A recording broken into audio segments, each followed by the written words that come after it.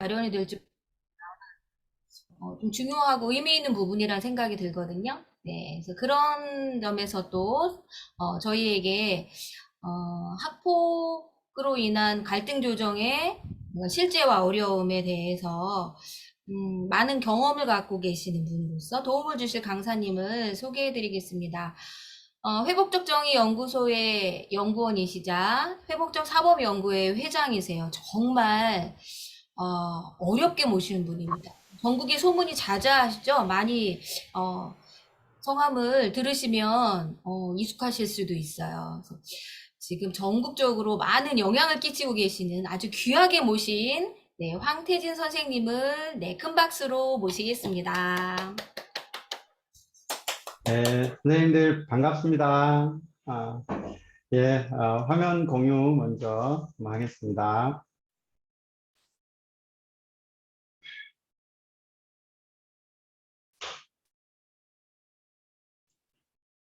네, 어, 저는 황태진입니다.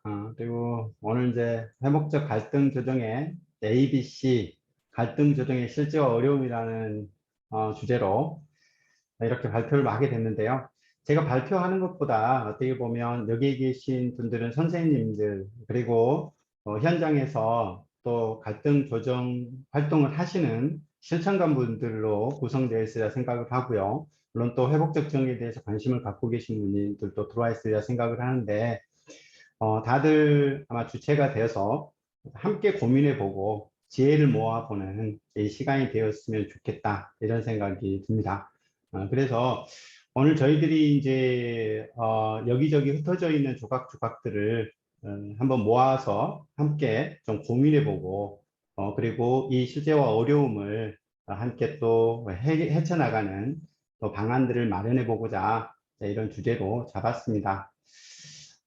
저 소개드리면요, 저는 한국회복적정의협회 회복적사법연구회 회장이고요. 지금 현재는 경상남도 사천교육지원청 학교폭력 관계복 지원 전문가로 있습니다. 그래서 지금 겸직 신고하고 그리고 또 외부 강의 신고까지 하고 이렇게 하고 있습니다. 우리는 이제 이 규칙과 법이라는 부분들에 대해서 우리가 고민해 볼 필요가 있는데요.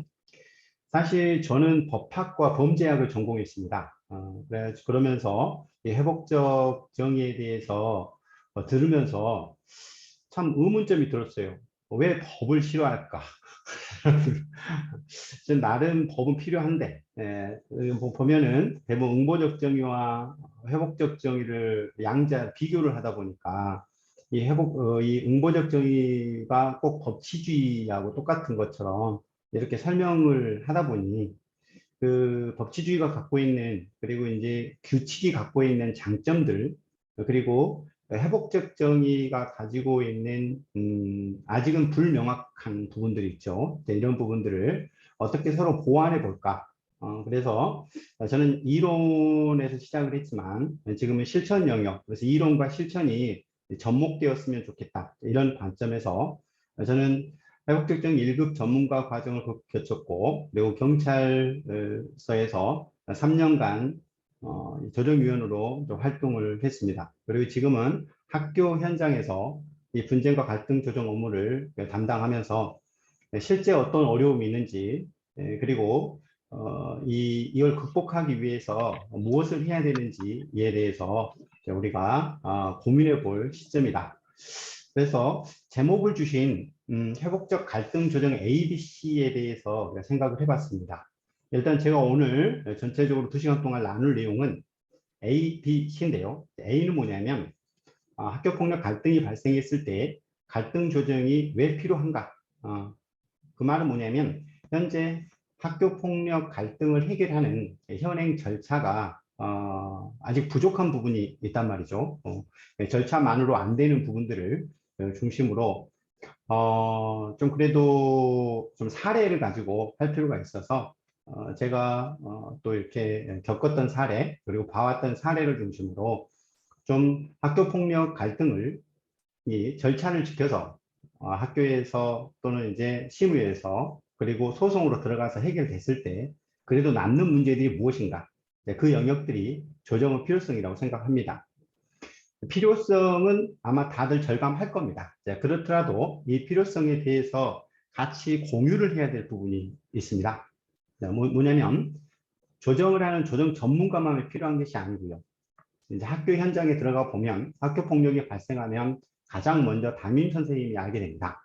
담임 선생님이 이 필요성을 알고 있어야 될 것 같고요. 그리고 책임 교사가 또 필요성을 알고 계셔야 됩니다. 그런데 학교 현장에 계시는 교감 선생님이나 교장 선생님께서 여기에 규칙을 너무 강조하고 이 부분에 대한 인식이 없으면 결국 갈등 조정은 들어가지 못합니다. 그리고 이 갈등 조정 필요성에 대해서 당사자들이 잘 알고 있어야 됩니다.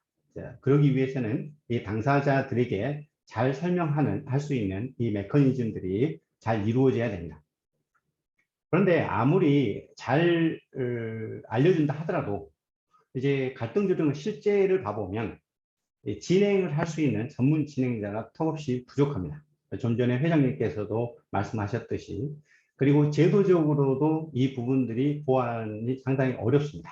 그래서 갈등 조정이 여러 면에서 어려움이 있는데 그 어려움에 대해서 우리는 B이라는 측면으로 볼 겁니다. 갈등 조정이. 그렇다면 이 어려움을 극복하기 위해서는 어떻게 해야 될까? 그래서 마지막에 C라는 측면으로 성공 요건을 우리가 검토할 필요가 있다 생각을 하는데요. 인생은 미완성이라는 노래가 있죠. 쓰다가 마는 편지. 갈등 조정에 딱 맞는 말인 것 같습니다. 갈등 조정은 끝이 아니라는 거죠. 이 부분에. 이건 진행형인 것이고, 갈등은 존재할 수밖에 없다. 그리고 갈등은 어떻게 보면 성장의 기회로 삼아야 된다. 이런 관점에서 보게 된다면, 갈등은 계속 진행형이고, 그걸 통해서 성장해 간다는 것을 본다면, 우리는 계속 향후 과제로 논의를 해봐야 될 것 같습니다. 자, 그러면 하나의 사례를 가지고 한번 고민해 보도록 하겠습니다. 학교에서 많이 일어날 수 있는 사례입니다. 초등학교 3학년 사례로 쌍방폭행 사례인데요. 방과 후 초등학교 3학년인 학생이 4명이 집으로 이제 가는 중이었어요. 일단 편의상 가해 학생이라고 이해 편의상 하겠습니다. 네, 가해 학생이 장난으로 한 명의 친구를 밀칩니다. 근데 안 밀쳐지니까 다른 친구, B라는 친구를 또랑으로 밀어서 또랑으로 넘어졌습니다. 그래서 가방이 물이 다 젖었고 가방 안에 옷가지들 그리고 손에 들고 있던 휴대폰이 손상이 되었습니다. 다리와 엉덩이에는 상처가 있게 되었죠. 그러니까 A가 좀 미안했나 봅니다. 가해 학생이. 그래서 B 학생에게 나도 밀어 라고 이렇게 했다고 합니다. 그래서 일단 B 학생이 A 학생을 밀었고 또 처음에 가해를 했던 학생도 넘어져서 가시가 바뀌었습니다. 그래서 가방이 물이 젖고 왼발에 상처가 나게 되었죠. 이게 보통 우리가 사안 보고서로 보면 이런 형태로 올라오게 됩니다. 간단하게 이러이러한 사건이 발생했습니다 라고 하는 것이죠. 자, 그러면 우리는 어떻게 해결해야 될까요? 라고 하는 이런 부분들이 우리가 고민해 봐야 될 지점이다 라고 하는 거고요. 오늘 다양한 사례들이 나올 겁니다. 그래서 조금 이런 부분에 대해서 이제 얘기를 할 건데, 자, 간단히 제가 알고 있는 부분을 한번 상상을 한번 해보겠습니다. 일단 피해 아이의 입장에서는요, 학교에 학폭을 제기합니다. 자, 그러면 학교에서 기초 조사를 하게 되고요. 그런데 A도 가만히 안 있겠죠. A도 일단 이제 가시가 박히고 이랬기 때문에 A도 막 이제 학폭을 제기하겠죠. 그래서 쌍방폭행이기 때문에 둘 다 학폭으로 들어오게 됩니다. 물론 이제 자체 해결이 될 수도 있습니다. 근데 자체 해결이 안 되게 되면 결국 학폭심의위원회로 오게 됩니다. 심의위원회에서는 가해 조치와 피해 조치 이렇게 이제 이루어지게 됩니다. 아마 이 정도 사안이면요, 1호 처분인 서면 사과나 3호 처분인 학교 봉사, 교내 봉사 정도, 교내 봉사까지는 안 갈 것 같은데요. 아무튼 서면 사과 정도로 끝나게 될 것 같습니다. 그런데 학폭으로 이렇게 됐다고 해서 과연 잘 해결된 것일까요? 자, 좀 이따가 좀 얘기를 해보면서, 자, 그러면 이 회복적 갈등 조정의 A를 제가 Y라고 했는데요. 이 Y는 뭐냐면 회복적 갈등 조정이 왜 필요할까? 음, 이 Y는 이 왜죠. 갈등 조정이 왜 필요한가? 일단 이런 생각을 해봤습니다. 제가 초등학교 들어갔을 때 어머님이 했던 말이 뭘까? 다 똑같을 거라 생각하는데요. 여기 대부분 다 부모님이실 거고, 또 이제 또 부모님이 계시고, 부모님 되려고 하는 과정일 텐데, 이런 말을 했습니다. 학교 가면 선생님 말 잘 듣고, 친구들이랑 사이좋게 지내라. 이 말을 하죠. 아마 반대로 말하는 분들 있을까요? 혹시 여기에? 학교 가서 선생님 말 절대 듣지 말고, 친구들이랑 사이 안 좋게 지내라. 이런 말을 하시는 분은 없죠. 그렇기 때문에 모든 부모님의 공통적인 속마음 아닐까요? 사이좋게 지내라. 사이좋게 지내라. 선생님 말 잘 들어라. 하는 거죠.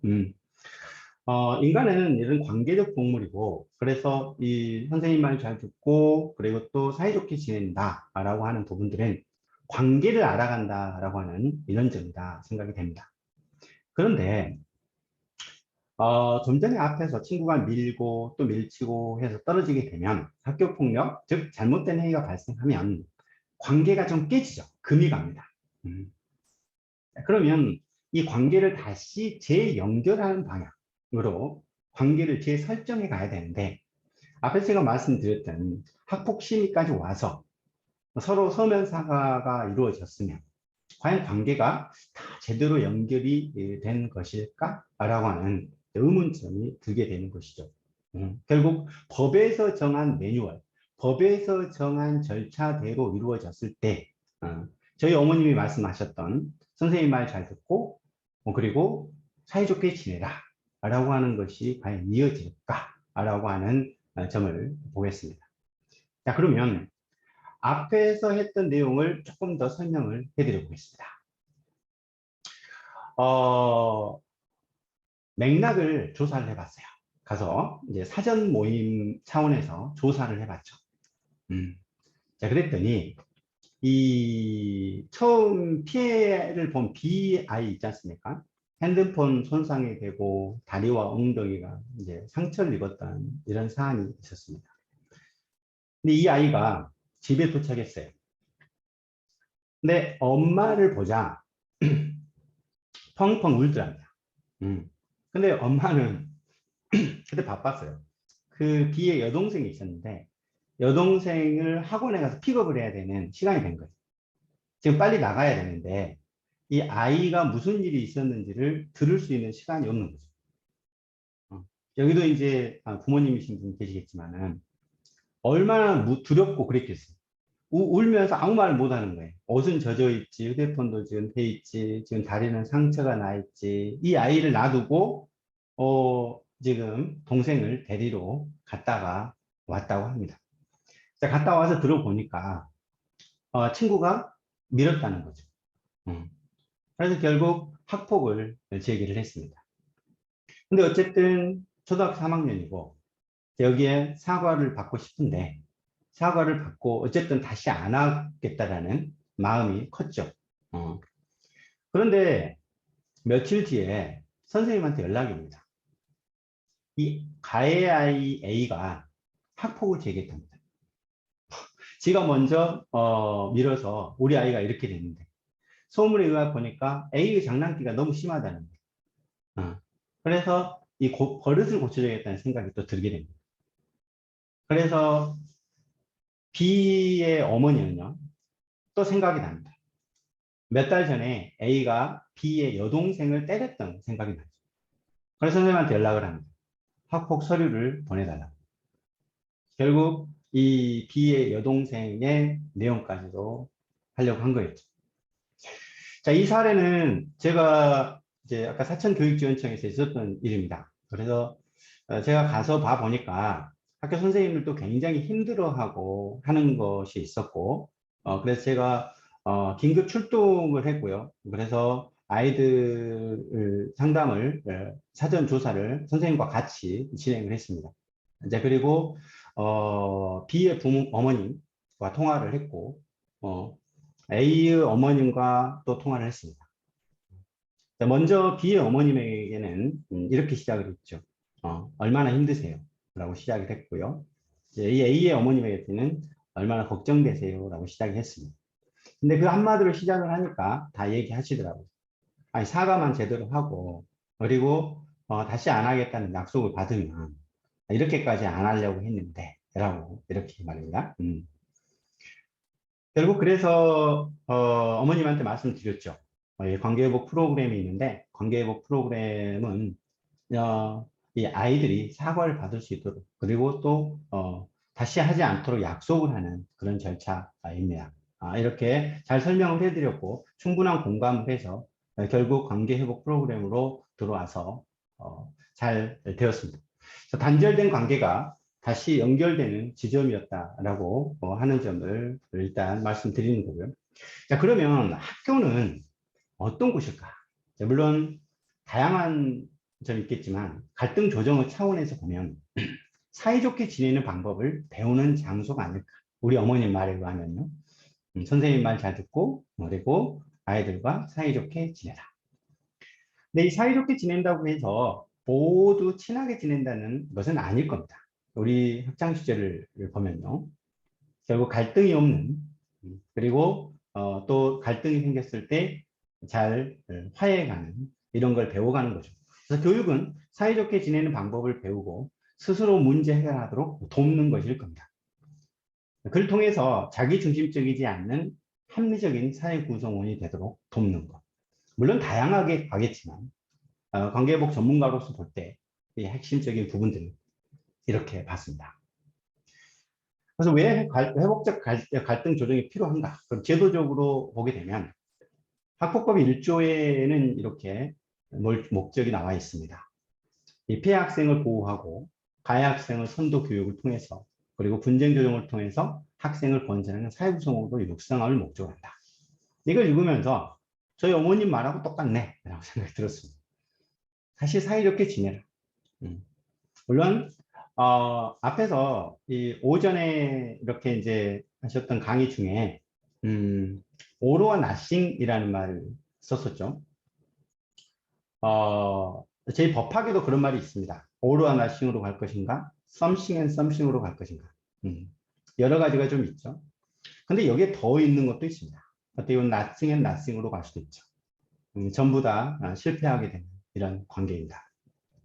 결국 어떻게 보면 갈등 조정은 가장 이상적인 것은 all and all로 가는 것이겠지만 일단 nothing and nothing으로 가지 않도록 하는 것, something and something을 추구하는 것이 아닐까 이런 생각을 해봅니다. 그래서 다시 사이좋게 지내는 것은 현재 상황 속에서 더 갈등이 증폭되지 않도록 하는 거죠. 그래서 어렸을 때 보면 굉장히 중요한 말인 것 같아요. 친구랑 싸우다가 미안해 다음에 안 그럴게 야 한번 봐주라. 이 한마디가 굉장히 중요하다는 지점을 자주 발견하게 합니다. 예전에 제가 뉴스 기사를 봤던 기억이 나는데 저희 운전을 하다 보면 끼어들기를 할 때도 있고 또 갑자기 끼어들 때도 있죠. 사고 날 뻔하면 굉장히 화가 납니다. 최민수처럼 쫓아가서 아무튼 보복 운전이라도 하고 싶은 이런 생각이 들죠. 그런데 실제 연구 결과에 의하면 모르고 끼어들었어요. 근데 깜빡이 한 번만 넣어줘도 보복 운전 가능성은 현저히 줄어든다는 것이 나왔습니다.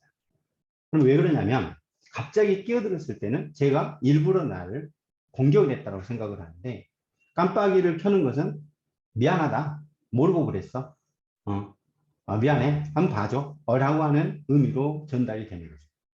결국 인정과 사과라는 게 굉장히 중요하다. 그 인정과 사과, 즉 진심 어린 사과와 재발 방지 약속이라는 부분들은 갈등이 증폭되지 않도록 하는 부분이죠. 그러면 사실은 사과와 재발 방지 약속은 양쪽 측면에서 볼 수 있습니다. 피해 측에서는 사과를 받는 거고 재발 방지 약속을 받는 것이겠죠. 가해 측에서는 진심어린 사과를 하는 것이고 재발 방지 약속을 하는 거겠죠. 그런데 제가 실천을 하면서 보여지는 게 온도차가 있습니다. 거기. 즉 가해 학생은 진심 어린 사과를 했다라고 이렇게 말을 하지만 피해 학생 측에서는 사과를 받은 적이 없다. 자, 이렇게 나오는 경우들이 많은 거예요. 자, 그러면 이런 내용들을 많이 알 겁니다. 갈등이라는 것은 결국 필요와 필요의 충돌이죠. 서로 자기의 요구, 뭐 충돌이라고 볼 수 있습니다. 자, 그럼 사례 하나를 더 들으면서 일단 첫 번째 내용을 우리가 짚어보도록 하겠습니다. 고등학교 3학년 사례입니다. 따돌림 사례입니다. 3년 동안 따돌림을 했습니다. 4명이서 1명을 따돌림을 했는데 어떻게 따돌림을 했냐? 핀잔을 주는 행위를 많이 했어요. 공부 가지고. 야, 너는 그것도 못하냐. 근데 이 피해 학생에게만 핀잔을 준 것이 아니라 옆에 있는 친구들한테 말함으로써 이렇게 핀잔을 줬기 때문에 굉장히 수치심을 많이 받았습니다. 직접적인 욕설도 했고, 그 다음에 보호자 모욕도 했고, 이런 언어적 폭력뿐만 아니라 더 나아가서는 개인 용품을 또 부수기도 합니다. 책상을 넘어뜨리거나, 그리고 관물대 안에 우유팩을 터가지고, 넣어놔가지고, 이렇게 냄새 나거나 또는 넘어지게 한다든지. 자, 그런데, 3년이 지나도록 따돌림을 하면서 점점 횟수와 강도가 높아져서 결국 A는 학폭 신고를 했고요. 이 사례는 학교폭력대책심의위원회로 올라온 사례입니다. 자, 여러분들은 어떻게 해결돼야 될까요? 자, 이 부분에 대해서 저도 이제 실천을 하면서 고민을 많이 했었습니다. 3년 동안 괴롭혔는데 이 가해 아이들을 벌을 주지 않아도 될까? 과연 우리가 보는 갈등 조정이라는 것은 벌을 안 줘도 되는 걸까? 라고 하는 부분이죠. 어떻게 보면 우리 이론적으로 이게 순수 모델과 확장 모델 이렇게도 말할지 모르겠지만 저는 그걸 얘기하고 싶지는 않습니다. 현실적으로 아마 벌을 주자는 쪽이 많을 겁니다.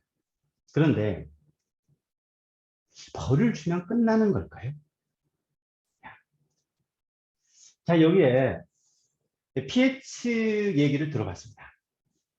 저는 이제 교육청에서 하다 보니 어떻게 보면 이 아이들을 어떻게 건강하게 또 회복시킬 것인가 하는 것에 대한 고민을 하기 때문에 상담 업무도 같이 합니다. 근데 피해 아이와 학생은 이랬습니다. 내 마음을 상대방이 알아줬으면 좋겠다. 그리고 두 번째 말이 인상적이었습니다. 처음에 왜 따돌림을 시작하게 되는지 궁금하다. 대체 왜 얘들이 나를 힘들게 했을까? 근데 저희 사천교육지원청은 저는 제가 와가지고 좀 시도한 게 있습니다. 초기에 학교폭력 신고가 들어왔을 때 이 갈등 조정이 이루어지지 못했다 할지라도 학교폭력심의위원회 이후에도 동의하에 진행할 수 있었으면 좋겠다라고 해서 심의위원회 위원님들에게 충분히 말씀을 드렸고 공감을 하셨습니다. 그런데 심의 절차에서 이 피해 아이의 아버지가 참 감동적인 말씀을 하셨어요. 앞으로 친한 친구가 되도록 도와달라라는 말을 했습니다. 참 많은 생각을 하게 했는데요. 3년 동안 힘들었던 아이의 아버지 마음은 어땠을까요? 정말 입장을 바꾸는 생각하면 엄청 일단 화났을 것 같아요. 그리고 우리 아이가 3년 동안 받은 이 아픔을 되돌려주고 싶은 이 마음도 있었어요. 생각이 들어요. 그런데 아빠는 왜 친한 친구가 되도록 도와달라라는 말 했을까? 이 아들의 장래를 더 걱정한 거죠. 그래서 생각한 겁니다. 앞에서 했던 속마음, 부모님의 속마음.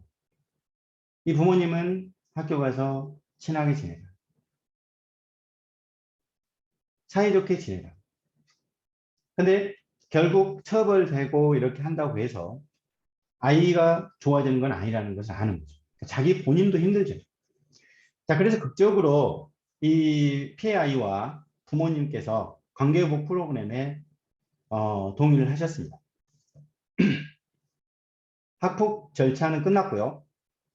네, 그리고 시임위원회에서 조치는 떨어졌습니다. 교내 봉사로 떨어졌고요. 그리고 나서 사전 모임과 본 모임이 진행이 됩니다.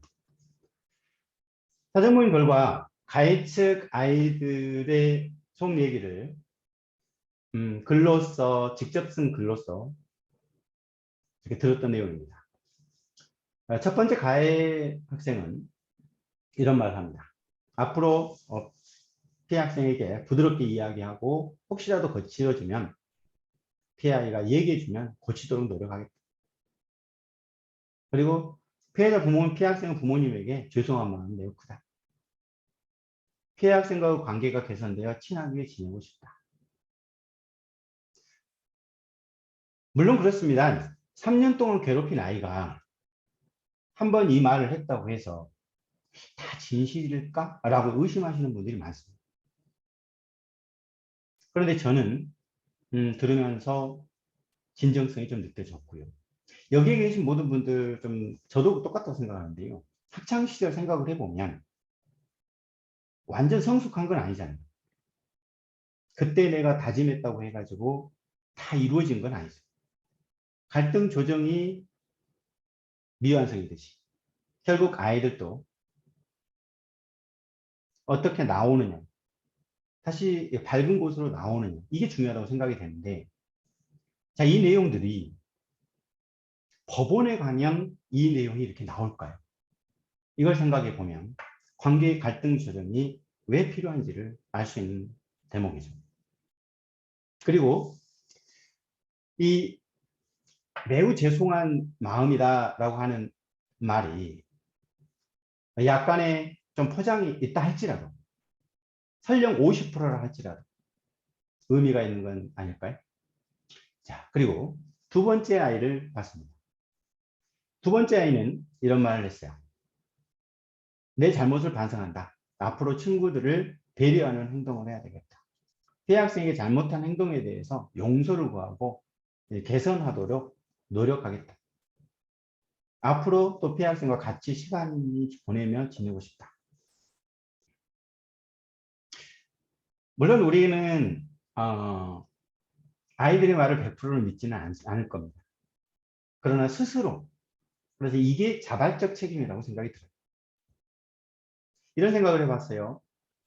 이제 보통 이제 학폭 조치 중에 1호 조치가 서면 사과입니다.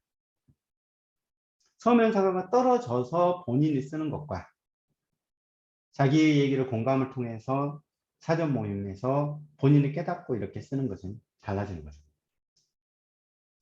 다른 아이 얘기를 들어보겠습니다. 4명이 가해자였죠.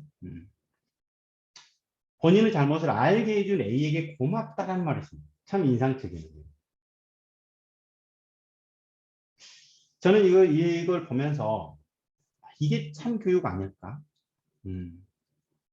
그런데 말입니다. 이게 왜 제가 이거를 크게 생각했냐면, 아이들이 학폭 심의를 거치고 나서 물어봅니다. 아이들에게 뭐가 힘드니? 라고 물어보면 거의 대부분이 조사받는 거예요. 그런다. 자, 조사를 어떻게 하냐면요. 첫 번째 학폭이 제기되면 1차적으로 사안 보고 조사를 받습니다. 그리고 2차적으로는 학교 전담 기구가 있습니다. 전담 기구가 열리게 되면 그때 또 조사를 받습니다.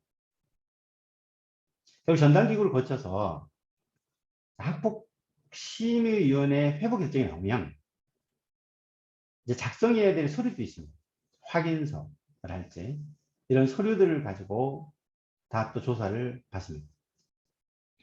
그 외에도 뭐 상담이랄지 뭐 담임교사, 담임선생님이나 여러 조사를 받겠죠. 아마 학교 현장에 계시는 분은 저보다 더 잘 아실 거라 생각이 됩니다만.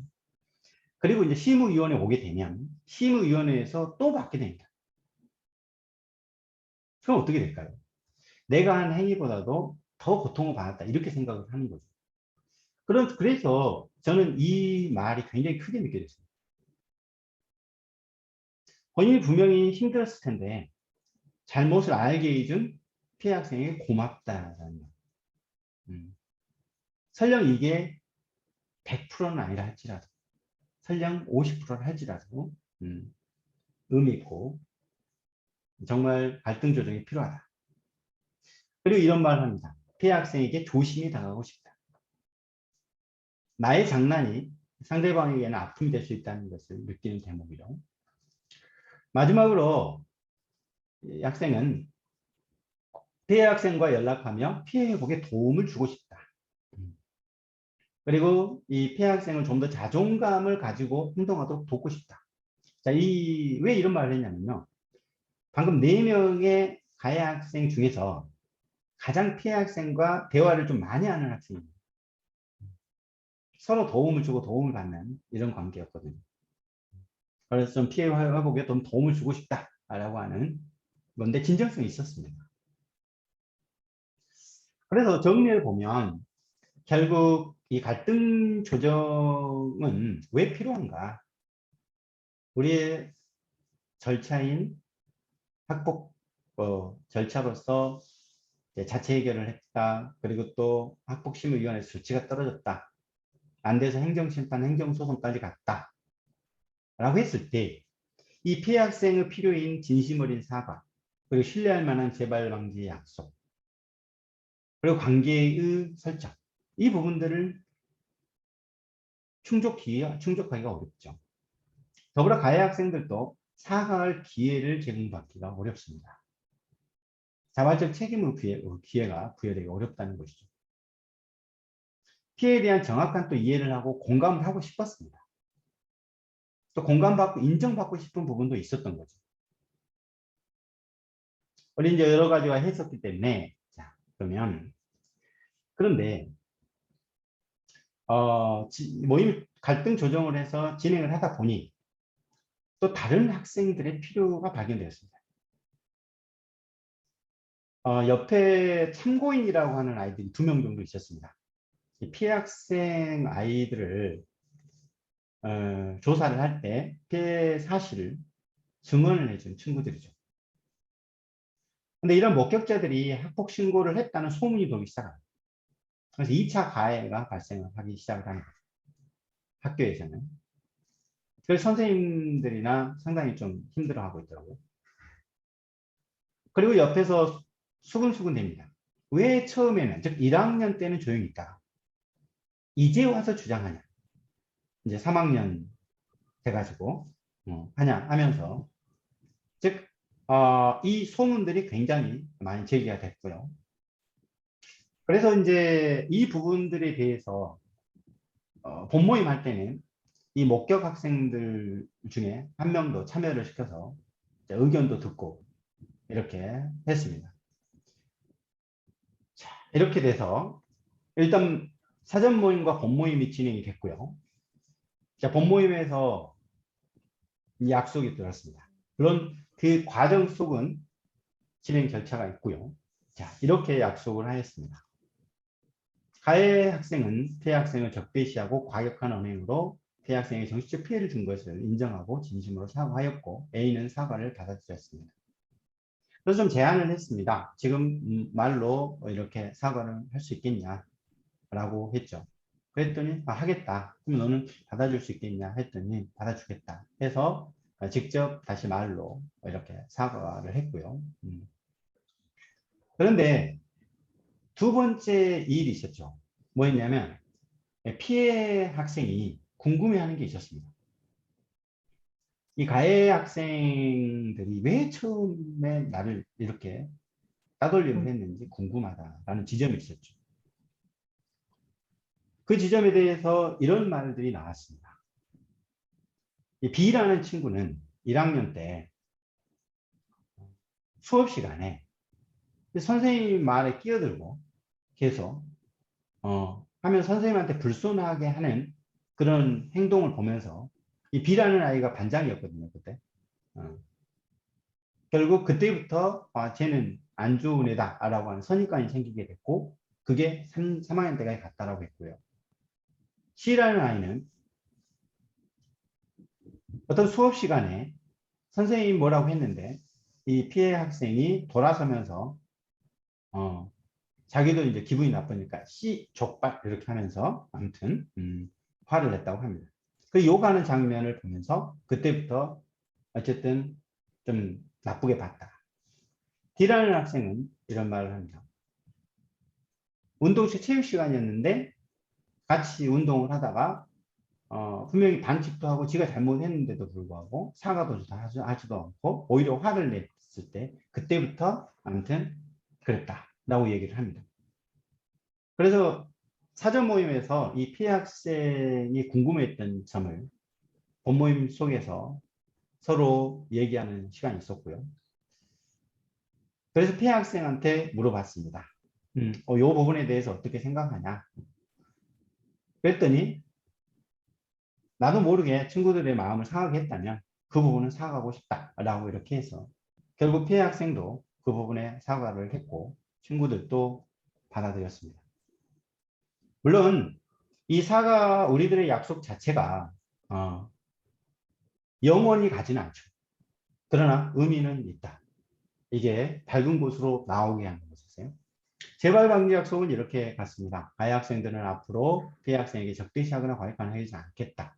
구체적이어야 돼서 그러면 어떻게 할래?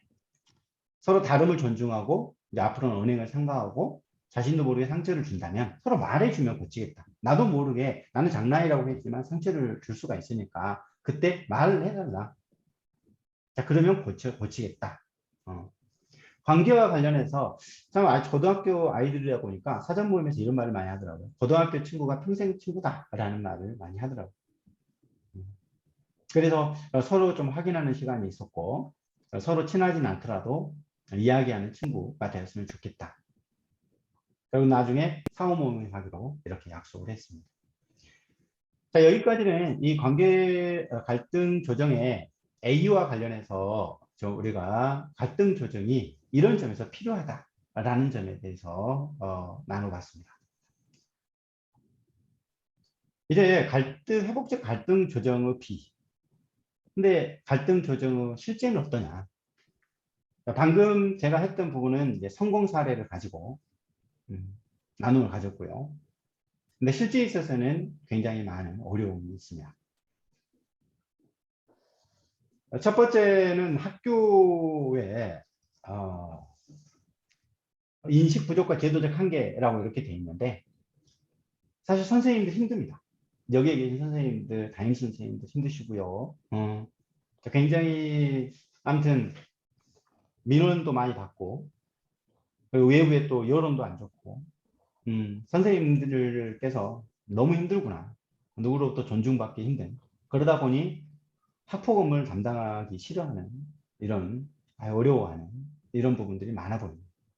그리고 또 한편으로 학교에서는 안전해야 되잖아요. 갈등 조정이라는 이름으로 또 2차 피해를 가할 우려가 있다는 이런 우려들 때문에 지금 실제적으로 갈등 조정으로 진행하기가 쉽지는 않은 부분이죠. 그리고 피해 측의 갈등 회복에 또 필요성 홍보도 부족하다 보니 결국 어려워집니다. 자, 갈등은 고조돼서 피해의식이 고조되고 하는 문제가 있고요. 자, 전문 진행자의 전문성 향상이 필요하다는 건 항상 이제 알 겁니다. 자, 그러면 자, 저희 여러분들 많이 보셨겠지만 우리 사전 모임 갈등 조정과 관련해서 이러한 입장 차이에 들어가 있는 근본 욕구를 검토를 할 필요가 있죠. 거기에서 실익을 찾아서 물론 all and all로 가면 가장 이상적이겠지만 일단 nothing and nothing으로 가지 않도록 something and something으로 갈 수 있는 이 실익을 찾아주는 것. 이게 굉장히 중요할 겁니다. 지금 오늘 제가 나누고자 하는 것은 이론보다는 좀 현실적인 부분이기 때문에 여기에 갈등 고조의 9단계가 있습니다. 1부터 9까지인데요. 1부터 3까지는 win and win이라고 되어 있죠. 근데 4부터 6까지는 win and lose라고 되어 있습니다. 일단 뭐 다른 말로 표현하면 첫 번째는 all and all일 것이고 두 번째는 all or nothing이겠죠. 그 다음에 7, 8, 9로 가면 nothing and nothing으로 가게 됩니다. 자, 이거를 제가 아까 처음 시작을 했을 때 부모님의 속마음을 말씀드렸죠. 애야, 학교 가면 선생님 말 잘 듣고 친구들이랑 사이좋게 지내라. 이래. 그러면 선생님도 여기 계시겠지만 학생 부모님들이 오셔서 고함치시죠. 떠들고 항의하고 전화해가지고 악성 민원합니다. 그러면 그거는 친구들이랑 잘 사이좋게 지내라는 표현은 아니잖아요. 그리고 또 선생님 말 잘 들으라는 표현도 아니죠. 그 말은 이 부모님들이 어느 지점에서는 이 속마음을 잃어버립니다. 이제 막 가는 거죠. 이렇게. 결국 이게 어느 순간인가 마지막에 루즈로 갈 수밖에 없는 이런 상태가 돼버리는 거죠. 결국 왜 그런가라고 보면 여기에 이 본인들의 근본 욕구와 실익이 있는데 입장만 가지고 이렇게 전달을 하다 보니 이 필요, 니즈 이게 안 되기 때문에 그렇다는 거죠. 이 부분에. 자, 그래서 일단 이 갈등 고조를 되지 않도록 하는 게 무엇보다도 중요합니다. 자, 그러면 또 하나의 사례를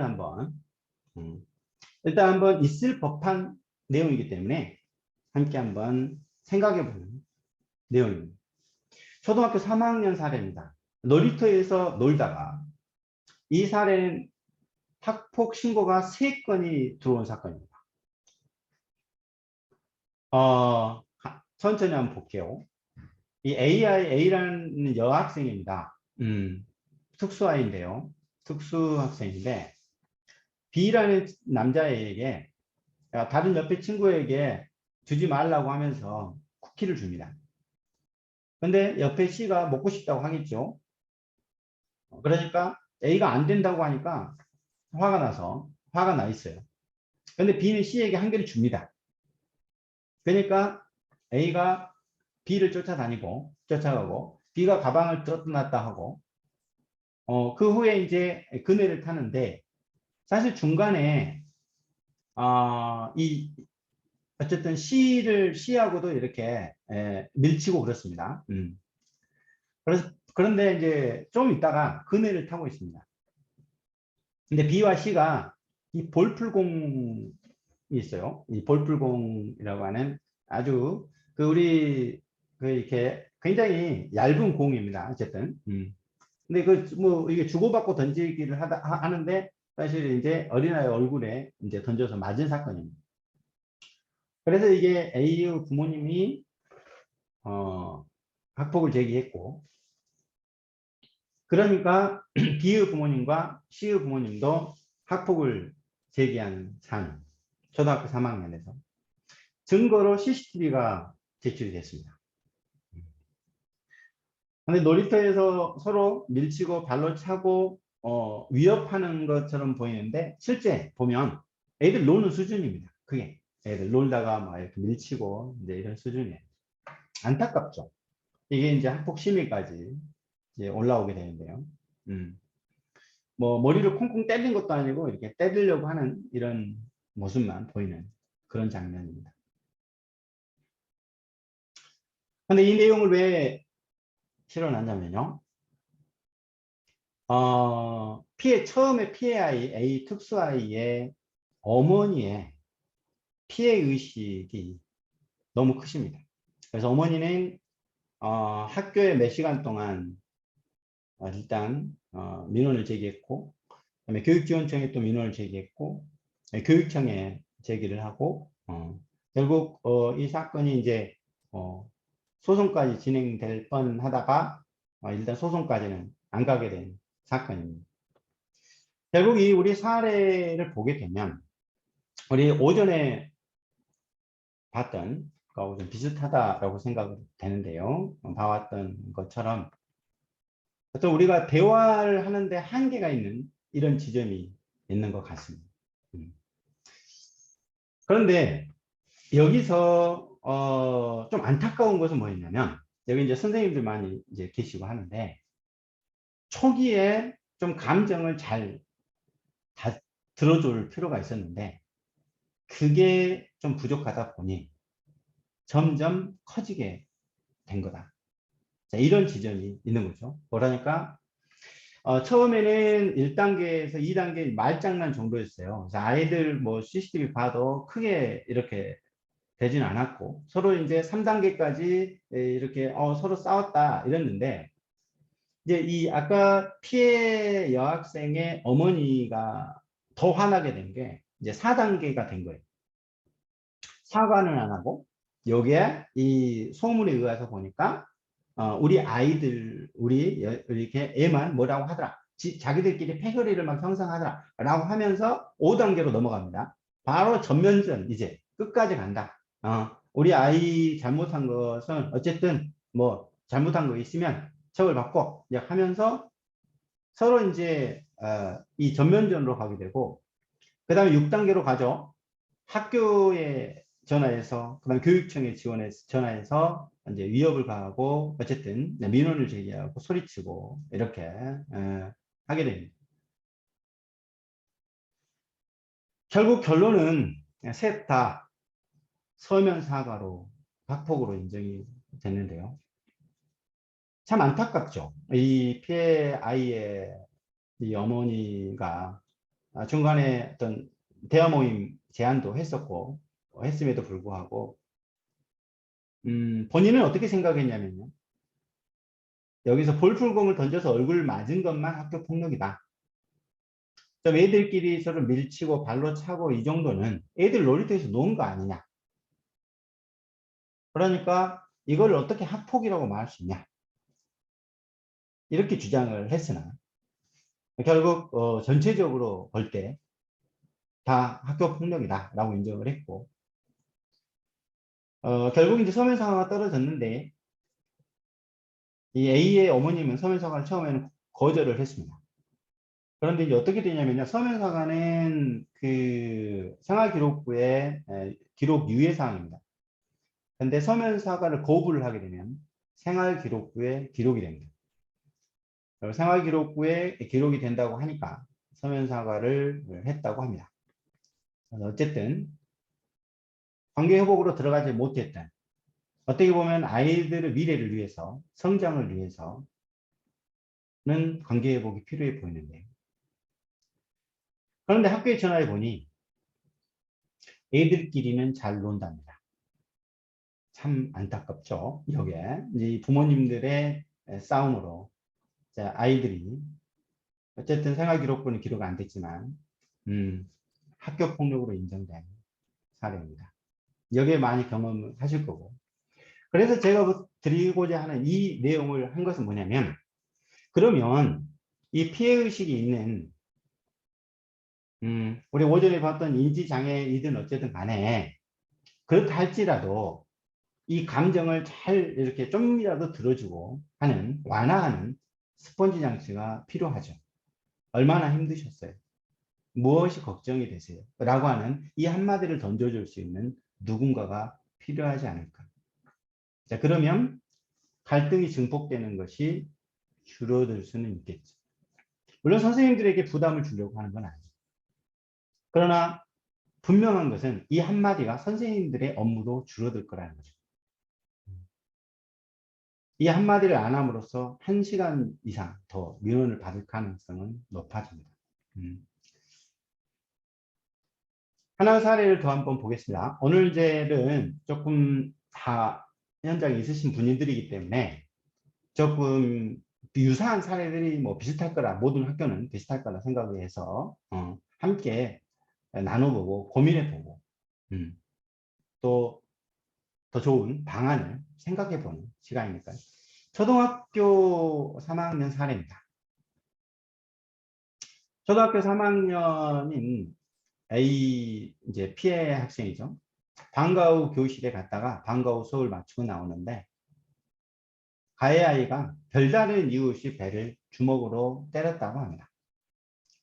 당일 저녁 아버지에게 이야기하고 다음날 오후 담임선생님에게 상담을 요청하고 학교폭력으로 신고를 했습니다. 제일 위에 제가 이렇게 했죠. 사실의 차이라고 했는데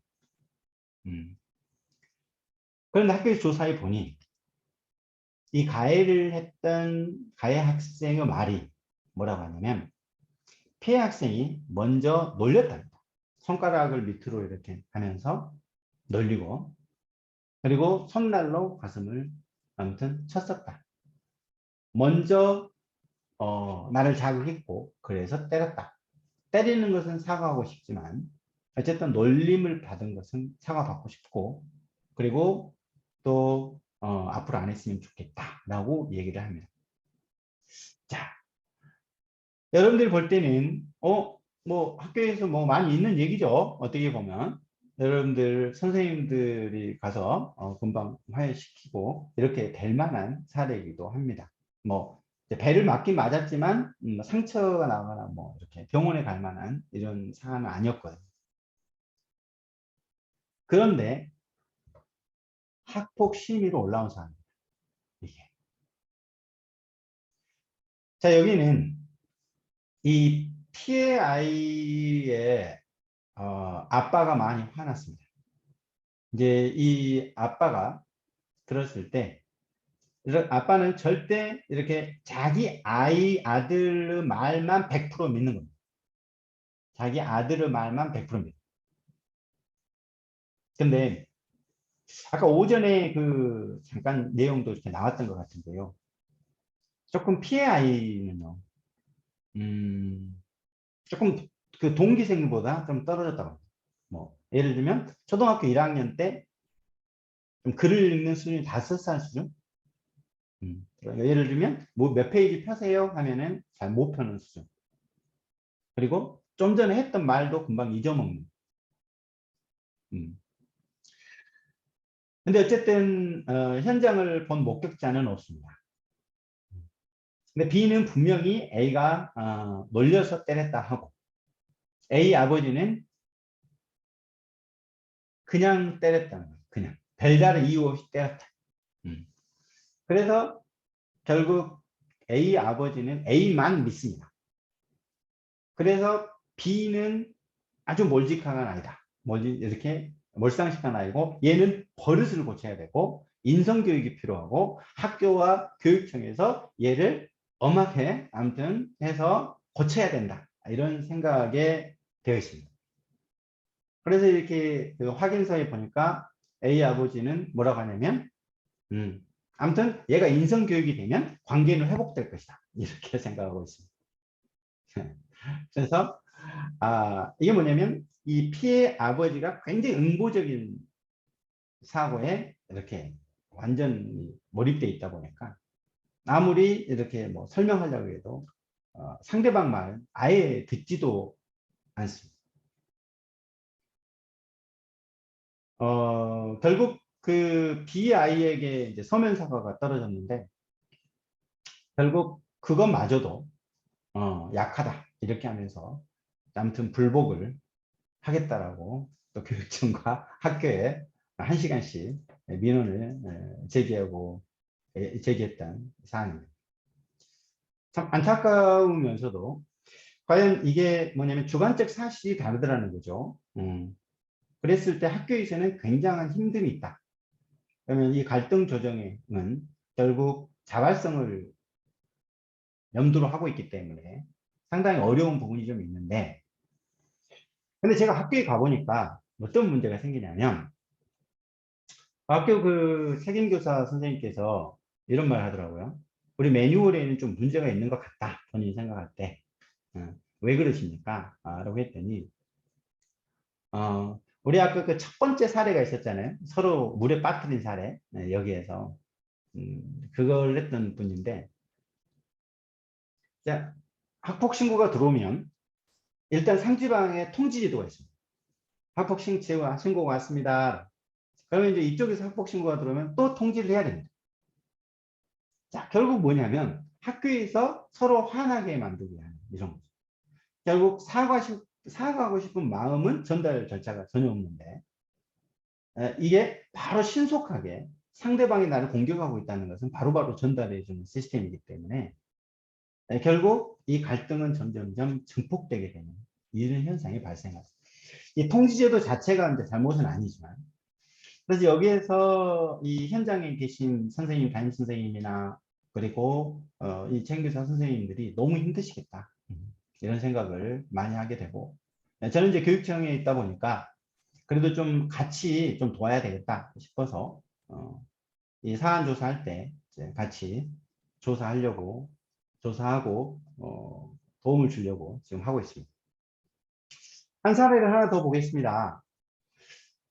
이 사례는 중학교 태권도 여자 합숙소에 중학교 2학년 여자아이와 다른 중학교 뭐 이렇게 3학년 이제 B학생, 뭐 서울 경기는 요게 네, 가능입니다. 설거무지 문제로 다툼이 있었는데, 다툼이 있었던 건 초등학교 때입니다. 잘 보시면 초등학교 5학년과 초등학교 6학년이 태권도 합숙을 하는데 다른 학교였어요. 설거지 문제로 다툼이 있었다. 이제 그 과정에서 이 가해 학생은 싱크대에 칼을 들었고, 그리고 또 피해 학생은 프라이팬을 들고 다퉜다. 근데 3년이 지나서 신고가 됐습니다. 초등학교에 있었던 일이. 참 이게 자, 어찌 된 거냐? 이것도 좀 안타까우면서도 앞으로도 더 이제 생각을 해봐야 될 사례도 많은데, 우리는 넘어갔다고 생각하지만 이게 넘어간 게 아닌 게 있었어요. 자, 어찌 됐냐면 이 태권도 여자 합숙소에서 실제 싸움이 일어났어요. 자, 그래서 이 당시에 이제 태권도 관장님이 왔고, 그래서 서로 애들 일단 사과했고 화해했다고 일단 되어 있습니다. 이렇게 되어 있어요. 근데 그 당시에 그 가해라고 하는 아이의 어머니는 현장에 왔어요. 근데 피해 아이의 엄마는 여기 안 왔어요. 일단 가정 문제로 어쨌든 그런 문제가 있었던 거예요. 그런 상황에서 이제 3년이 지난 다음에 어떻게 된 거냐면 다른 아이들이 소문을 낸 겁니다. 소문을 냈는데 이게 헷갈린 거야, 이게. 이제 B아이가 프라이팬을 들었는데 자기가 칼을 들었다라고 소문이 나는 걸 듣고 이제 완전히 이제 화나버립니다. 그래가지고 이제 잠도 못 자고 그러면서 옛날 일을 이렇게 떠올리면서 하니까 이제 가족들이 이제 학교에 전화를 하고 결국 학폭 이렇게 신고를 하고 들어온 사안입니다. 결국 우리가 이렇게 학교에서 자체 해결한다고 자체 해결됐다라고 해서 다 되는 문제가 아니라는 사실을 일단 조금 교훈으로 이렇게 갖고 있어야 된다는 측면에서 이 사례를 한번 좀 나눔을 가져봤고요. 여기에. 그런데 3년이 지나면은 증거를 확보하기도 상당히 좀 어려워집니다. 그래서 그런 측면들이 있습니다. 자, 그러면 여러 가지 우리가 이제 검토를 많이 해봤는데요. 이 피해 측에서는요, 내 피해를 상대방이 알아줬으면 좋겠다. 내가 이렇게 힘들다. 특히 내 정신적, 감정적, 이렇게 힘든 거. 내 필요를 알아. 그리고 본인 너의 잘못을 인정하고 사과해라. 다시 안 하겠다고 약속해라. 신뢰할 만한, 내가 믿을 만한 조치, 진심 어린 사과를 하고 약속을 해라. 그런데 어떻게 되느냐? 지금 분리주의 원칙입니다.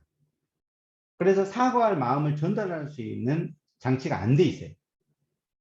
그리고 여기 선생님도 계신데 선생님들은 듣죠. 여기 통화를 해서 피해 부모님하고 통화를 하다 보니까 사과하고 싶다라고 한단 말이에요. 근데 중간에서 전달하기가 어렵습니다. 이런 말을 또 전달을 하게 되면은 왜 이쪽 편만 드냐라는 문제가 생기다 보니까 결국 이 상대는 아무런 조치가 없고 오히려 다시 자기도 학폭을 제기한다는 거죠. 그러니까 변명만 하고 지금 이제 이렇게 나온다. 그러니까 화가 더 납니다. 어느 시점에서 쟤하고 놀지 마가 되는 거죠. 이제는 상종하지 못할 사람들. 저 사람을 개선할 수가 없습니다. 이제 법대로 해야 되겠어? 라고 하는. 이제 이 갈등이 이 5단계, 6단계, 7단계까지 넘어가게 되죠. 이 피해 측은 여러 가지가 있습니다. 좀 상대를 고통받게 해달라는 것이 있지만, 사실 제가 본 바로는 가장 큰 거는 인정과 사과와 재발 방지 약속이 가장 큰 것 같습니다. 학교 폭력에서는.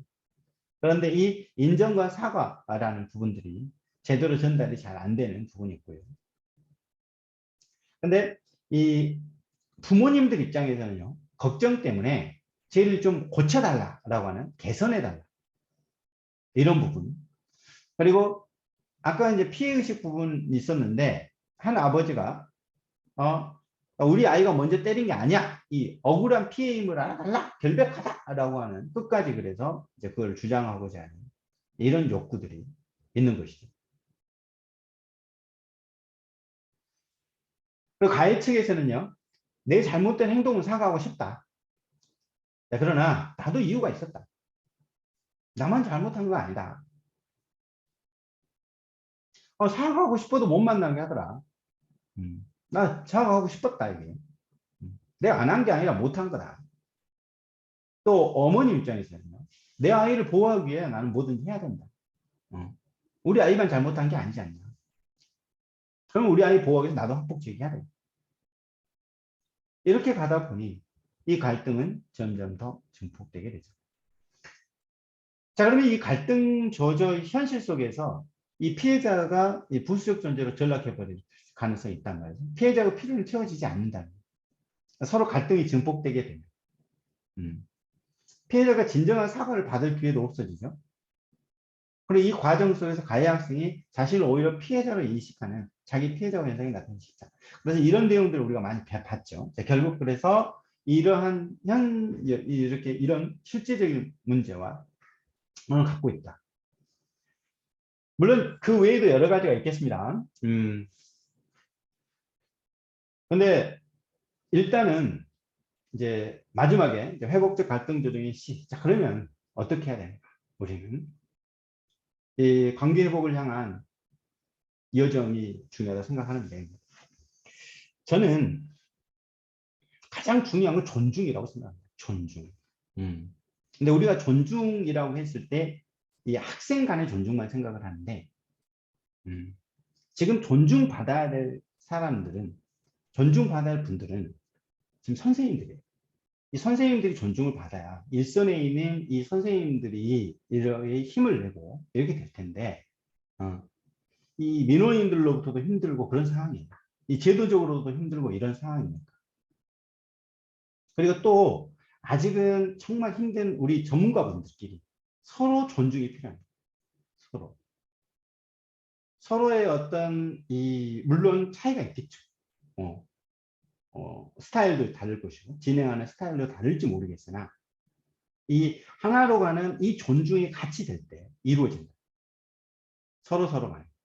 이 교육청과 학교 간의 존중이 이루어져야 되고, 이 학교와 당사자 간의 존중이 이루어져야 되고, 그리고 이 책임교사 선생님과 담임선생님 간의 서로 간의 존중이 이루어지고, 이런 모습이 보여질 때 이 회복적 갈등 조정 프로그램이라는 게 살아남는 것이지, 필요한 것이지, 이 하나의 어떤 프로그램이라 할지라도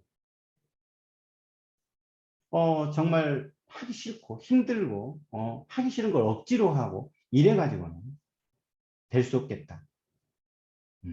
그러면 이게 왜 필요했나? 바로 처음 시작한 게 바로 사이좋은 관계죠.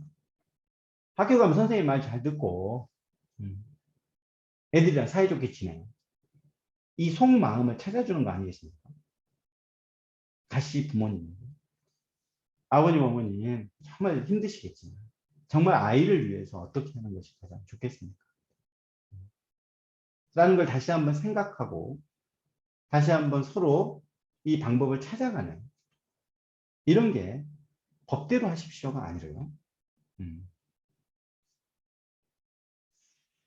그래서 회복적 갈등 조정을 성공하기 위해서는 이 학교 현장 상황을 우리 여기에 계신 전문가분들, 그리고 또 지금 학교 현장에 계신 선생님들 이해하고 존중할 필요가 있다.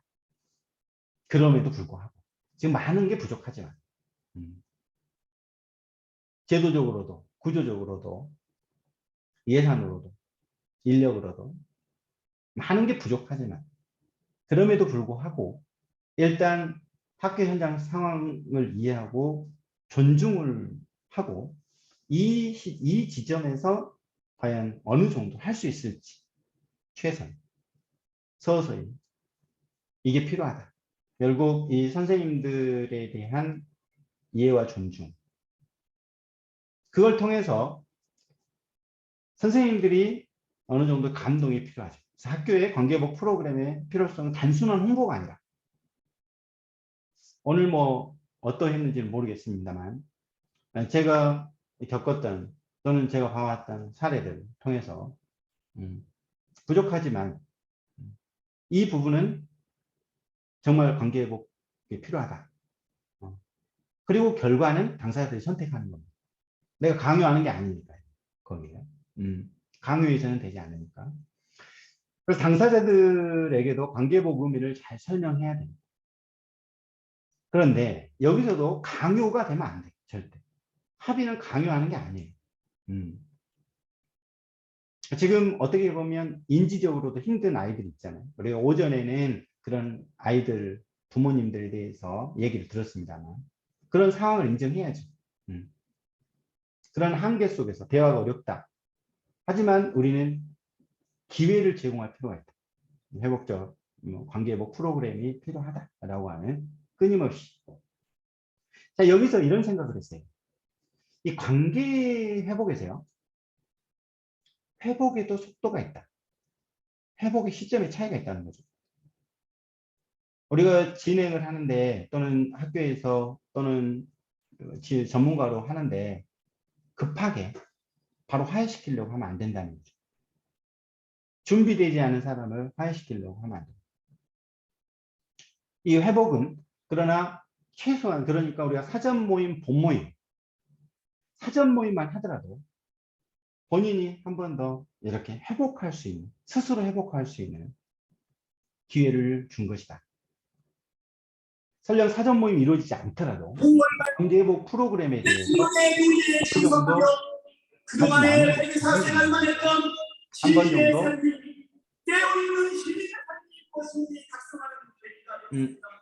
네, 방송 나오고 있습니다. 네, 고맙습니다. 자, 그리고 관계도 마찬가지로 모든 관계가 사이좋다라는 것은 다 친해야 된다는 게 아니잖아요. 결국 친한 관계로 가는 것도 있겠지만은 서로 간에 적절한 관계를 재설정하고 안전하게 하는. 사실 우리 관계는 이런 말 많이 하잖아요. 혼자 있으면 외롭고 같이 있으면 귀찮고 그러잖아요. 그러니까 우리가 사회성을 살아가는데 서로 존중과 배려가 필요한 이런 영역 아니겠는가. 그래서 저희들 여기에 학교 선생님들이나 그리고 전문적으로 하시는 이 진행자분들이 함께 서로 준비하고 훈련을 통해서 어떤 사례 연구도 많이 하고 이래서 발전해 가야 되겠고요. 자, 피해 당사자 피해의식의 충분한 공감과 존중 이걸 통해서 미래의 성장의 기회로 삼아가는 이런 게 필요하다. 이렇게 생각이 들어요. 그래서 이런 생각을 해봤어요. 갈등 조정을 위해서는 통찰력이 필요하다. 이 모든 것을 all and all로 가면 얼마나 좋겠습니까? 피해 학생은 모든 공감을 하고 다 피해 회복을 해주고 가해 학생을 다 공감을 해주고 다 완벽하게 공동체로 복귀를 해주고 피해 측 부모님을 뭐 요구를 다 들어주고 가해 측의 부모님의 요구를 다 들어주고 학교 측이 다 이루어진다면 얼마나 좋겠습니까? 근데 그건 현실적으로 그게 될 수가 없다는 겁니다. 자, 그러면 그럼에도 불구하고 자 우리는 기회를 주는 것이죠. 그러기 위해서 일단 우리는 첫 번째 과제는 관계 회복의 문을 또 들어오도록 하는 게 중요한 것 같아요.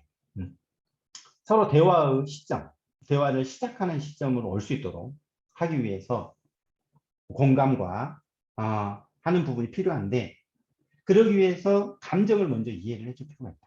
얼마나 힘드셨어요? 얼마나 걱정되세요?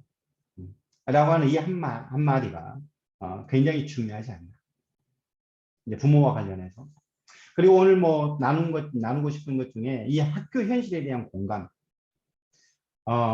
비판만 할 것이 아니라 서로 이렇게 존중해주고, 서로 돕고, 하는 이러한 것도 중요하겠다. 지금 부족한 상황 속에서 이런 생각을 하게 되었습니다. 그래서 조금 생각을 해봤습니다.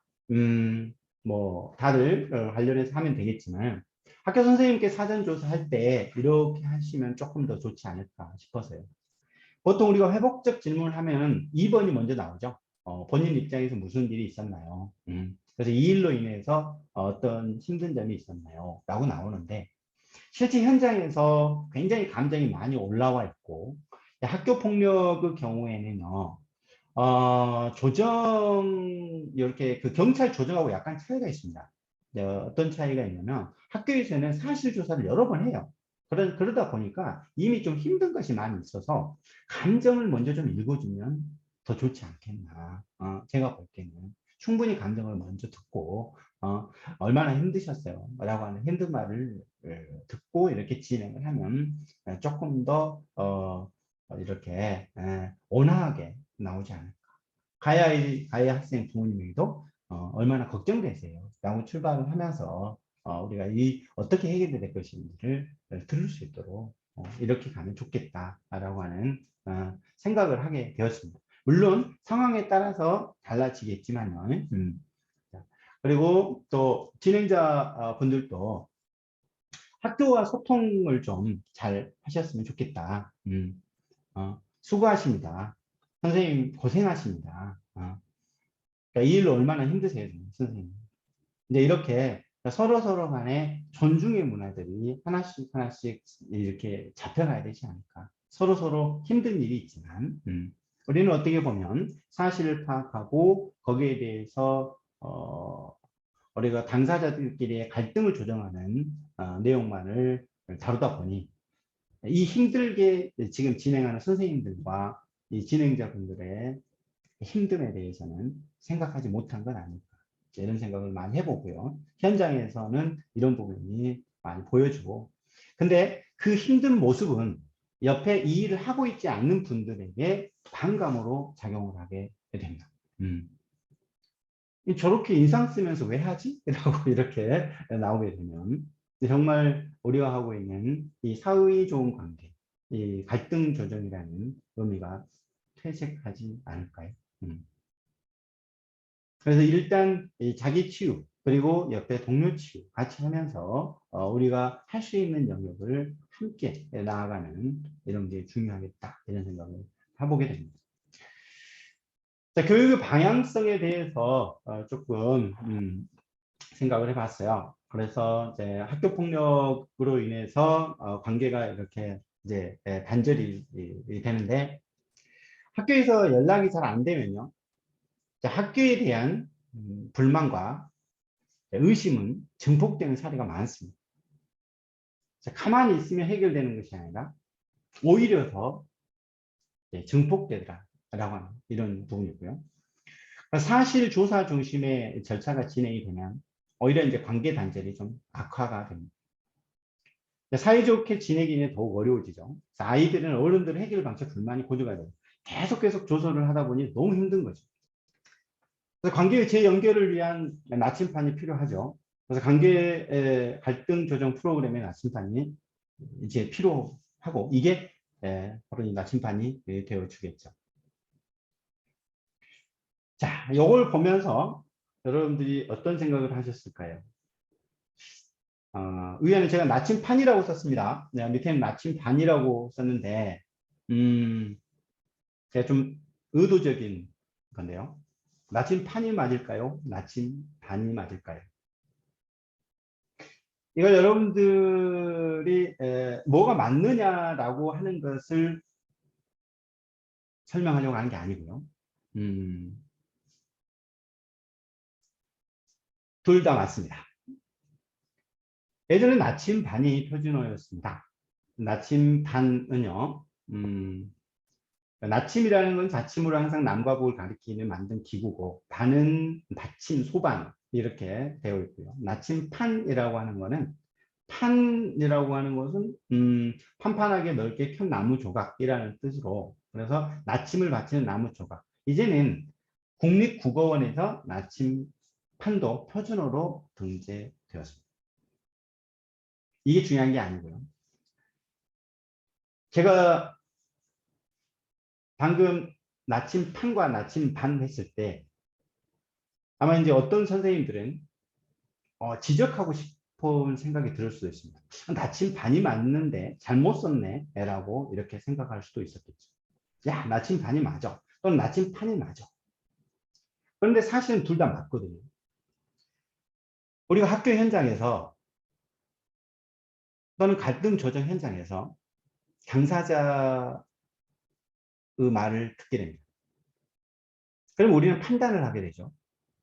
그 말을 가지고, 그러면 이게 옳고 그르다는 판단이 되게 되면 개입하고 싶어지는 생각이 듭니다.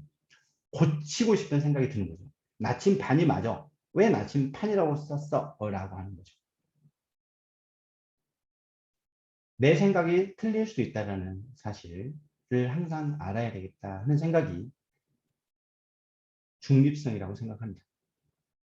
참 항상 중립성을 지킨다는 것이 쉽지 않다, 이런 생각을 많이 하게 되는데요. 아무튼 사례를 중심으로 우리가 나눠봤습니다. 이제 좀 맺으려고 하는데요. 참 많은 것을 했지만 결국 첫 생각, 본 마음, 우리 아이들이 학교 가서 사이좋게 지냈으면 좋겠다, 그리고 선생님 말 잘 들었으면 좋겠다 라고 하는,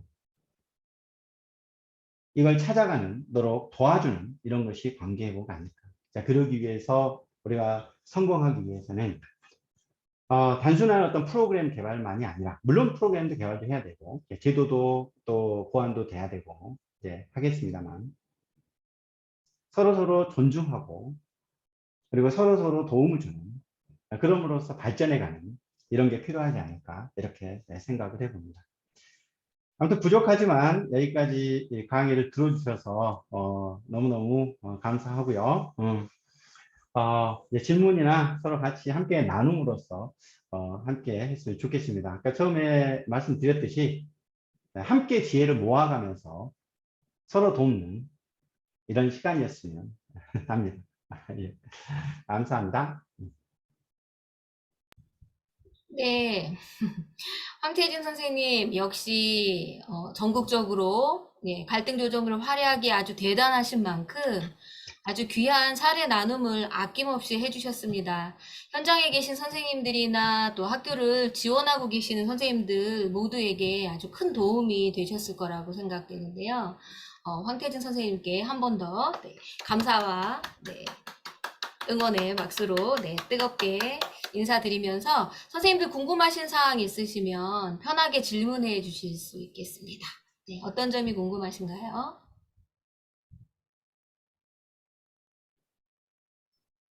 네.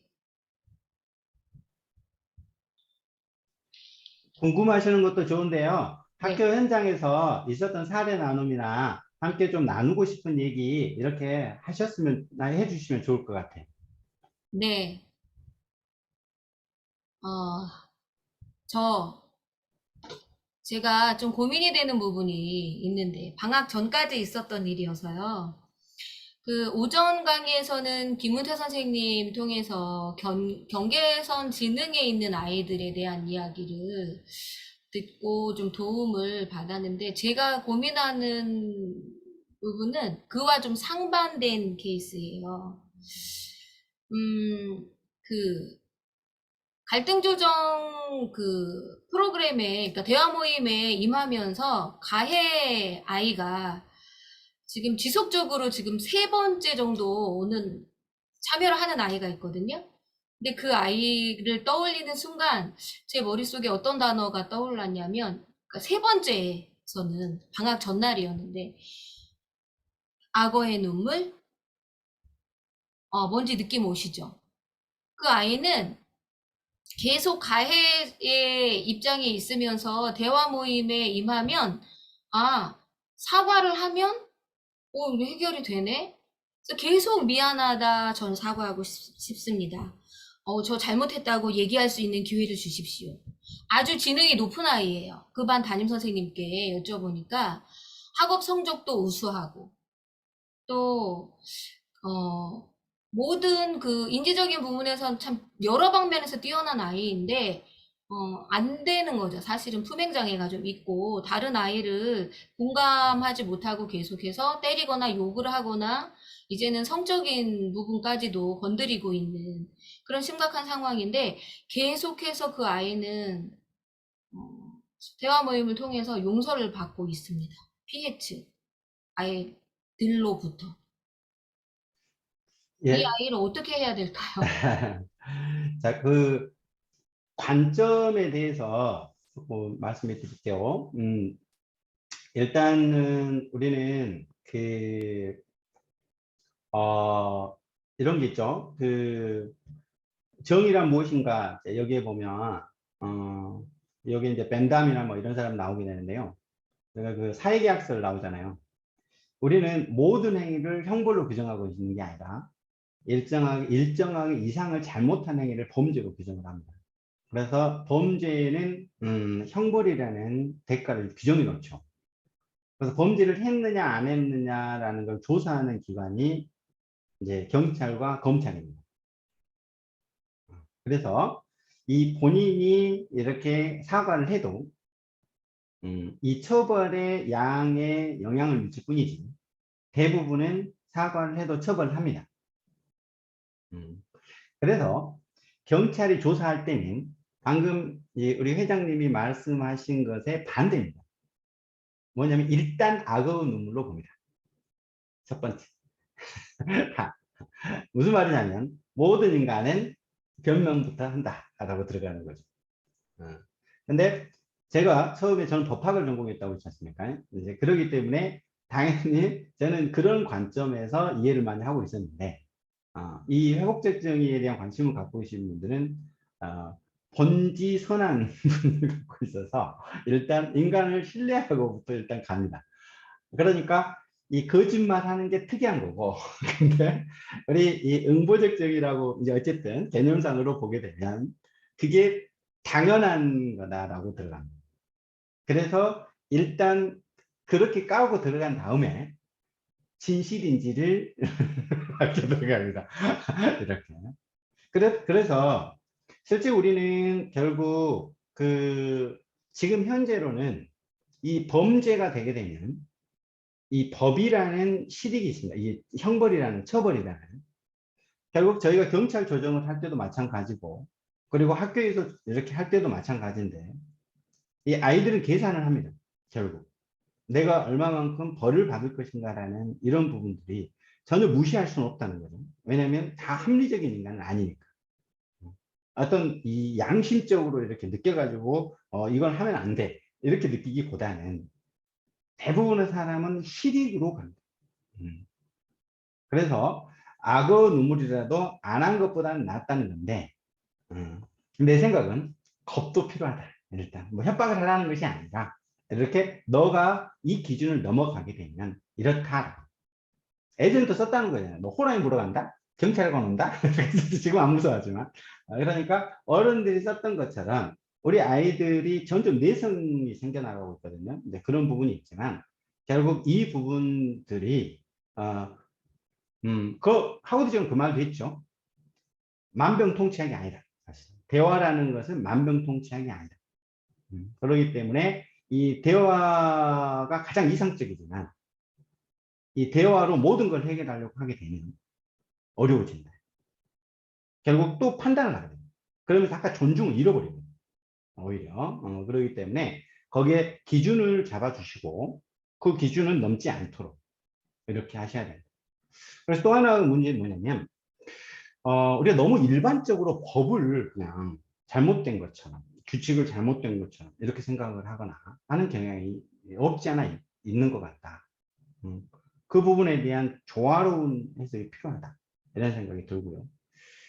제가 이제 실무에서 경험하면서 좀 안타까운 게 시험에서 오게 되면 학교에서 미수겠다. 근데 그런 거는 서로 도움이 안 되는데. 그잖아요. 그 다음에 또 전문가들이 보면 선생님들이 아직 뭐 이런 식으로 다 부족하죠. 하지만 서로 존중해 가면서 이제 이런 문화들이 형성이 좀 돼야 되지 않을까. 좀 보충을 했고요. 저 회장님들 그 부분은 좀 이해하셨나요? 일단 어쨌든 물론 내성이 생겼겠지만 아까 이제 오전에 했던 그걸로 또 그 프로그램도 필요하겠지만 좀 일단 기준을 명확하게 잡아주시면 좋겠습니다.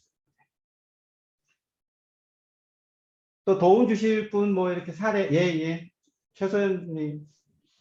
네, 반갑습니다. 저는 거제교육지원청의 관계회복지원단으로 활동을 하고 있고, 저는 학교 교사는 아닙니다. 네, 마을교사로 활동하면서 이제 제 사례는 아닌데, 다른 분 사례에 저희가 조금 고민을 하다가 좀 조언을 받고자 제가 말씀을 드리거든요. 여기에 학교 선생님들이 많이 계셔요. 그래서 되게 제가 좀 조심스럽지만 조금 저희를 이해해 주시고 들어주시면 먼저 감사하겠습니다. 일단 아까 황태진 선생님께서 사례 말씀하신 것 거의 비슷한 케이스예요. 애들은 다 화해도 하고 잘 놀고 있는데 엄마들이 이제 아직까지 해결이 안 된 상황인데, 가해 측에서는 사과를 하겠다, 피해 측에서는 사과를 받겠다, 애들끼리는 사과를 주고받았어요. 그런데 부모님은 가해 측에서는 그래 사과하겠다, 그런데 피해 측에서 사과를 받겠다 했다가 사과를 안 받겠다 했다가 계속 이게 그런 거예요. 그래서 이게 왜 그럴까요 하길래 제가 조언을 하기를, 분명히 이 사람은 사과 받고 싶은 거 말고 또 다른 자기의 무슨 뭔가가 있을 거다.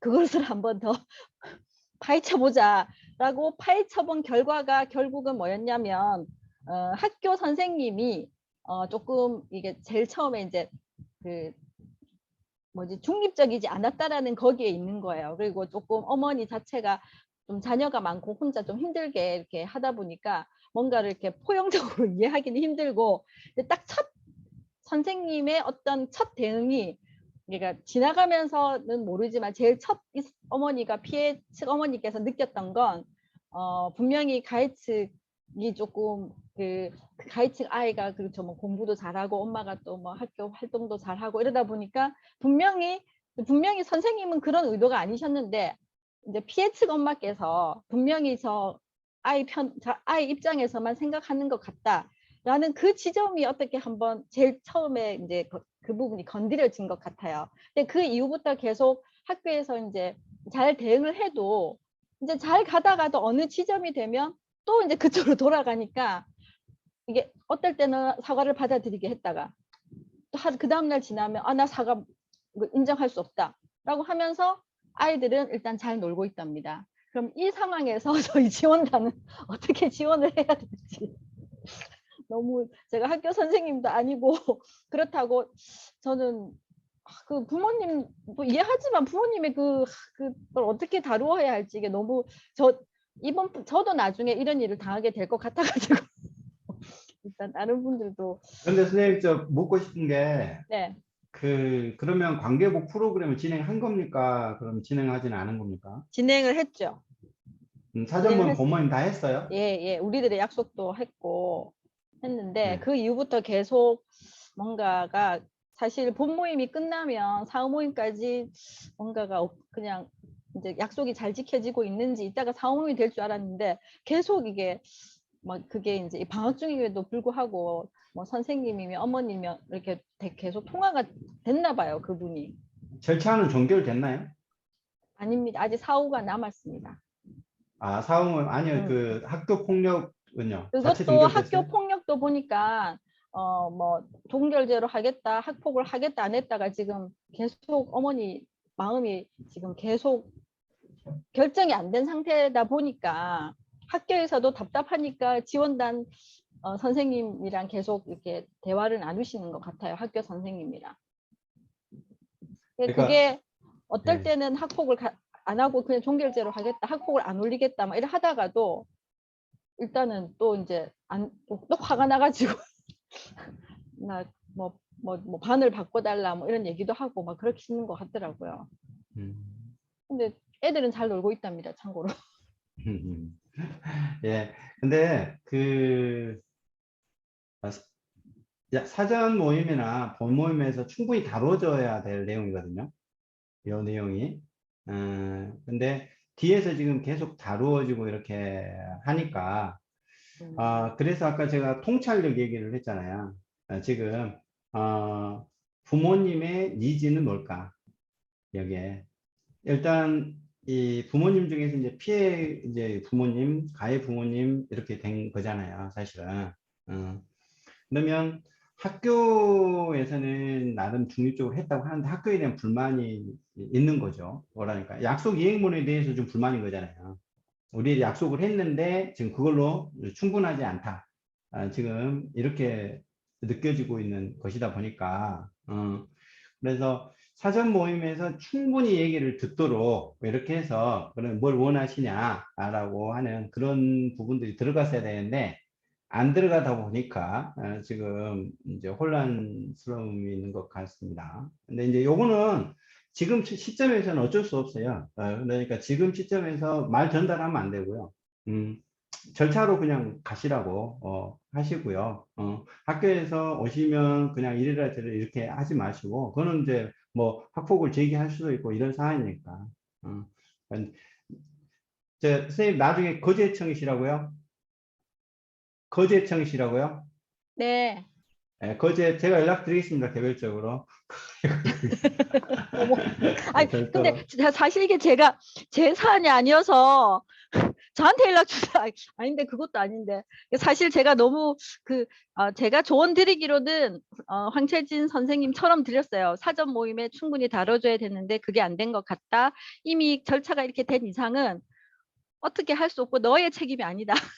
예, 그러니까 예. 그런 거예요. 그러니까 그분은 이걸로 인해서 잘 해결됐으면 싶었는데 잘 해결되지 않은 거에 어려움이 있으신 것 같아서 그래서 저한테 계속 하소연하시는 것 같았어. 사실은 제가 이거는 그 절차상으로 문제가 없고 최선을 다했기 때문에 이거는 어쩔 수 그냥 우리는 결과에 책임을 질 수 없다. 우리가 한다고 해서 다 바꿀 수 있는 건 아니다라고 이제 그 선생님 마음은 조금 다독거렸지만 그 선생님은 계속 그 문제를 해결하고 싶은 욕구가 있으신 것 같더라고요, 사실은. 네.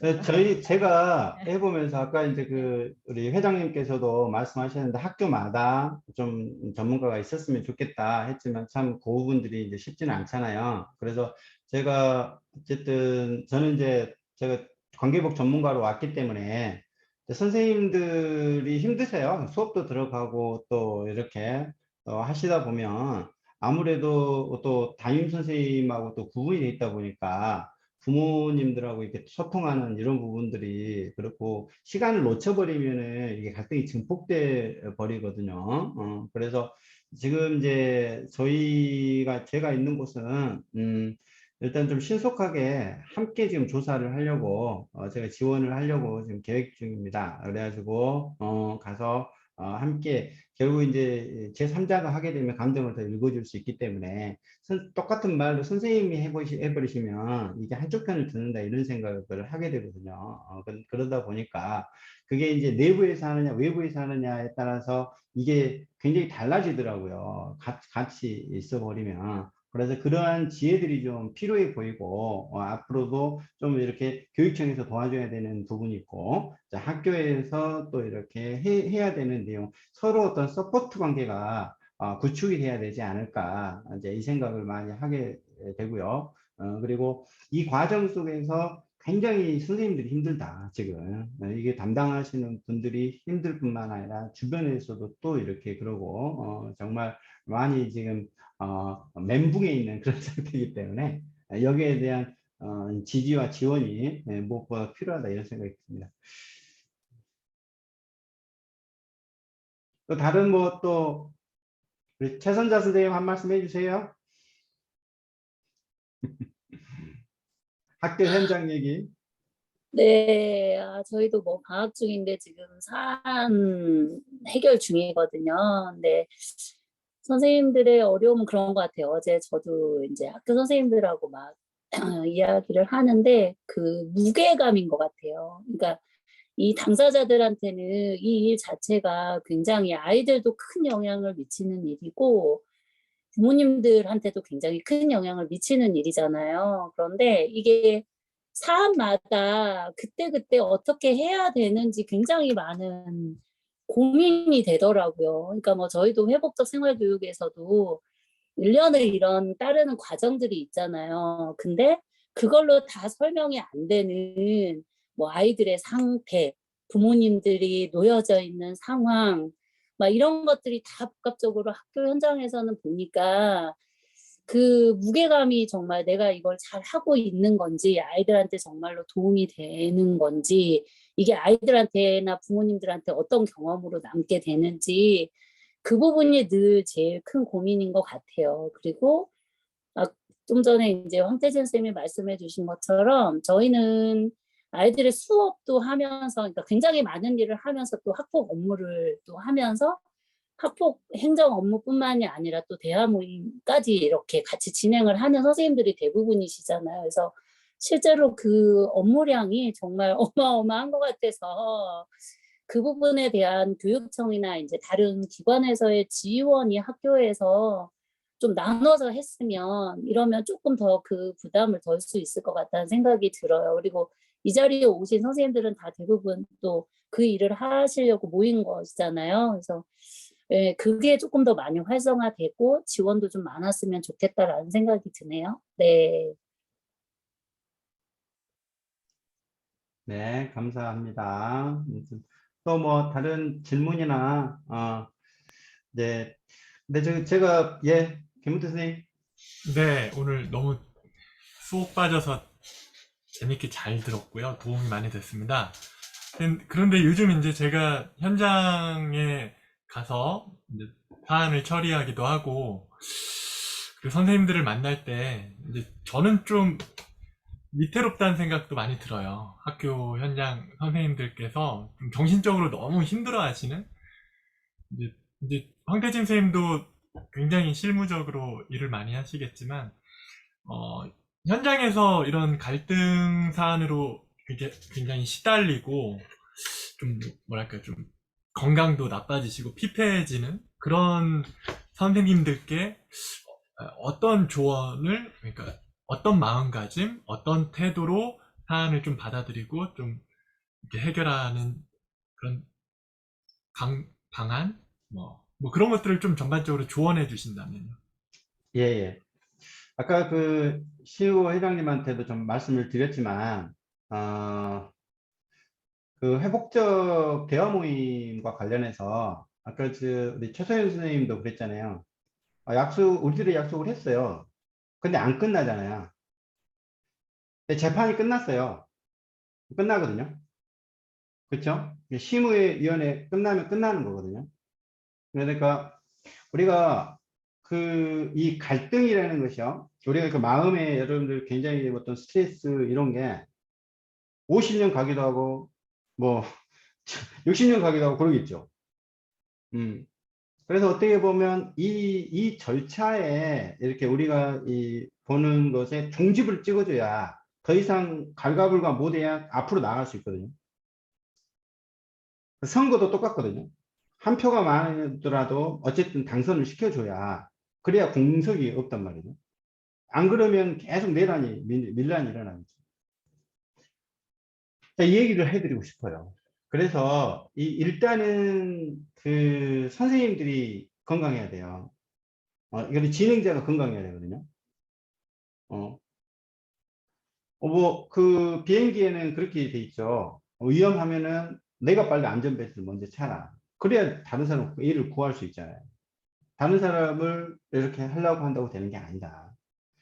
그래서 저는 제가 하는 것은 지금 이제 편의상 하면 응보적정인데 결국 응보적정이와 회복적정이라는 게 어떻게 조화롭게 갈 수 있겠는가라는 거를 지금 저는 연구하고 있고 이 부분에 이 절충이 정말 필요하다 하는 영역이라고 볼 수 있는데 일단 기준을요. 우리가 이게 확산되려고 하더라도 지금 현재는 이 법제도적인 매뉴얼에 기초를 두고 여기에 보완적으로 가고 있다는 사실을 알 필요가 있을 것 같아요. 그래서 일단 학교에 있는 일단 선도 절차와 그 다음에 학폭 절차와 관련해서 이게 심의로 올라가는 게 너무 안타깝겠지만, 네, 그거는 아까 말할 때 피해의식이 높고 이렇게 되고, 그 다음에 아까 이제 오전에 했던 것처럼 여기에 지금 본인 스스로가 죄책감이 안 돼. 누가 봐도 계속 아우 눈물만 흘리고 있어. 이제 이런 경우. 이 경우에 우리가 매뉴얼에도 지속성과 심각성이라는 이런 걸 가지고 설령 합의가 되더라도 실무로 올라오도록 이렇게 이제 하고 있거든요. 그러니까 일단은 기준을 두시고 네, 거기에서 내가 할 수 있는 것은 보너스다. 이렇게 생각을 하시고 일을 하셔야지. 너무 안타까움을 가지시면 안 돼요. 이게 내가 잘못해서 심의에 올라갔나? 내가 잘못해서 지금 이게 약속이 안 됐나? 이렇게 생각하시면 안 되고, 설령 사전 모의만 했더라도 의미가 있다. 이런 생각을 가지시고 진행을 해야 됩니다. 그러나 마음은 다음에는 더 본모임 더 해야지 라고 하는 그런 마음은 같대. 스트레스를 받지는 마시라. 그러니까 우리는 앞을 향해 가되 이 현재를 존중하면서 살 필요가 있다. 서로를. 그래서 내가 건강해야 옆에 사람들에게 또 에너지를 줄 수 있지 않겠느냐라고 이 생각이 들고, 이게 일단 거울 보고 내 표정부터 내가 회복을 하고 우리 애들 먼저 챙기고 이런 생각을 가지시고 이렇게 해야지, 모든 것을 이렇게 내 책임으로 의무로 이렇게 하는 게 아니다. 결국 기회를 주는 거다. 그 기회, 이 회복의 기회가 언제 이루어질지는 모르죠. 지금 씨를 뿌려서 10개월 뒤에 꽃이 필 수도 있고 1년 뒤에 필 수도 있고 정말 좋아서 한 달 뒤에 필 수도 있겠지만, 그럼 설령 못 필 수도 있죠. 근데 저는 이제 현장에 있다 보니까 결국 학교에서 있었던 일과 심의에 와서 있었던 일과 그 후에 있던 일까지 이렇게 보게 되니까 그분들의 어떤 상황들을 일단 보게 되잖아요. 아까 그 특수학생 초등학교 3학년 사건 있죠. 그 사건은 제가 처음부터 관계부 프로그램을 진행해 보려고 계속 접촉을 했어요.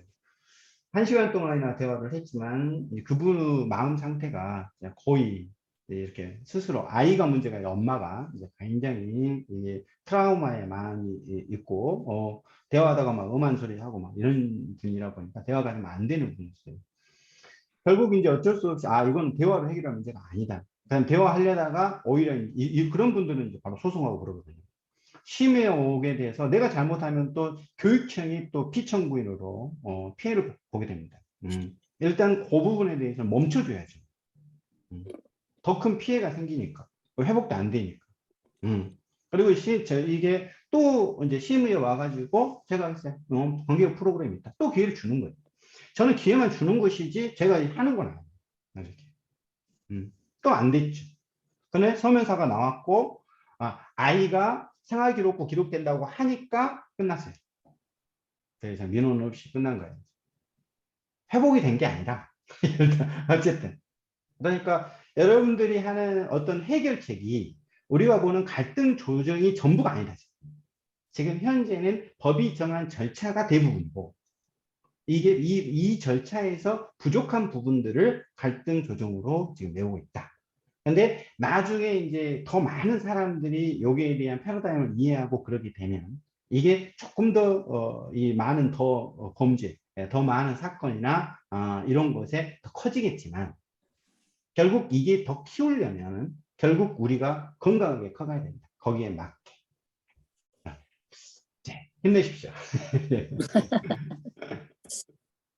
저는 그러니까 그런 의미에서 실은 학교에도 분명히 그러니까 이제 학교라는 공동체 생활에 필요한 가장 기본적인 어떤 그 뭐라고 해야 되나 지켜야 되는 약속들 있잖아요. 그래서 학교에 인권 규정이 있고 그 다음에 생활교육위원회 규정이 있고 그 다음에 또 그러니까 학폭도 이 민원을 처리하는 사안의 그 과정에서 교권 침해가 굉장히 많이 일어나고 있거든요. 그래서 교권보호위원회 규정이 있어요. 그래서 이런 규정들을 조금 학교 구성원들이 같이 좀 들여다보고 공부도 하고 또 손도 보고 뭐 필요하다고 생각되는 부분은, 그리고 그거를 좀 학부모들하고도 공론화해서 의견 수렴하는 절차나 이런 과정을 거쳐서 제정을 하거나 개정을 하거나 이런 절차가 굉장히 중요한 것 같아요. 근데 물론 지금은 이제 전반적으로 인식이 되어 있지 않아서,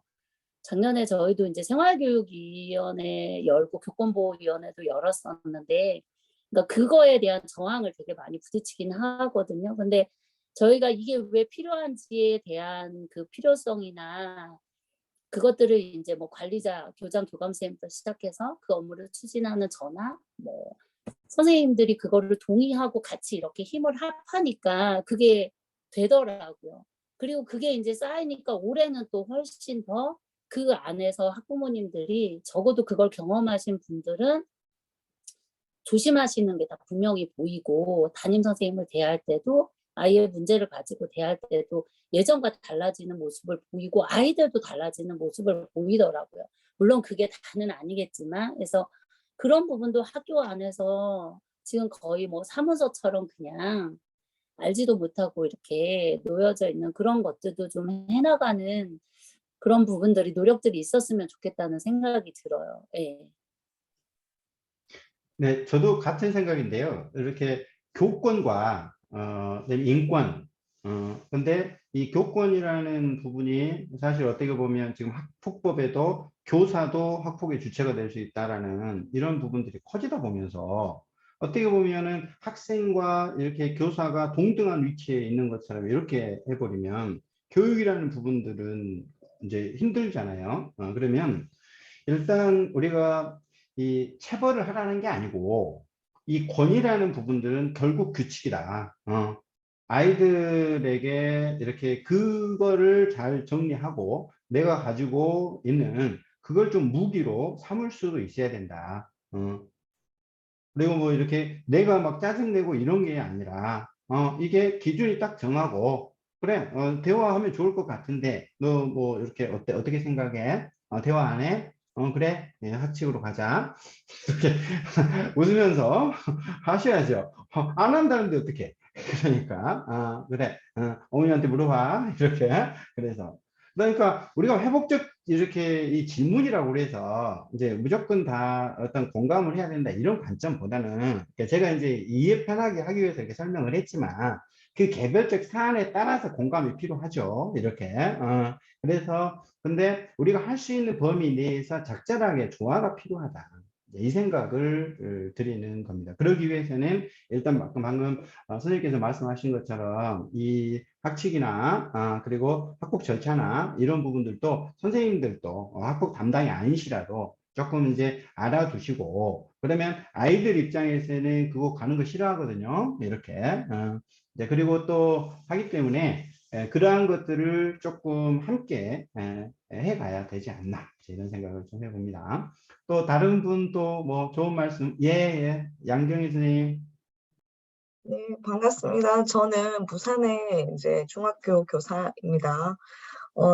저도 방금 최선자 선생님 말씀하신 거 그걸 질문 드리려고 그랬는데 황태진 선생님께서 법학과 범죄학 전문가라고 하셔서 그 결과 여부를 떠나서 지금 학폭 그 매뉴얼에 보면 지금 어쨌든 그 매뉴얼대로 학교에서는 계속 처리를 하려고 하고 있는데 거기서 회복적 대화 모임이 좀 그 매뉴얼 속에 들어갈 수 있도록 좀 법을 아까 전에 개정하거나 제정하거나 그런 것을 그러니까 할 수 있도록 어떻게 하면 될까요? 그게 그렇게 돼야 힘이 생길 것 같고, 왜냐하면 제가 이 말씀 드린 이유는 저희 학교에서는 회복적 대화 모임을 저희 학교 규정 안에 이제 학폭 매뉴얼이 속에 이제 덧붙여서 이 회복적 대화 모임을 넣었거든요. 그래 넣어가지고 약간은 그래도 명문화되니까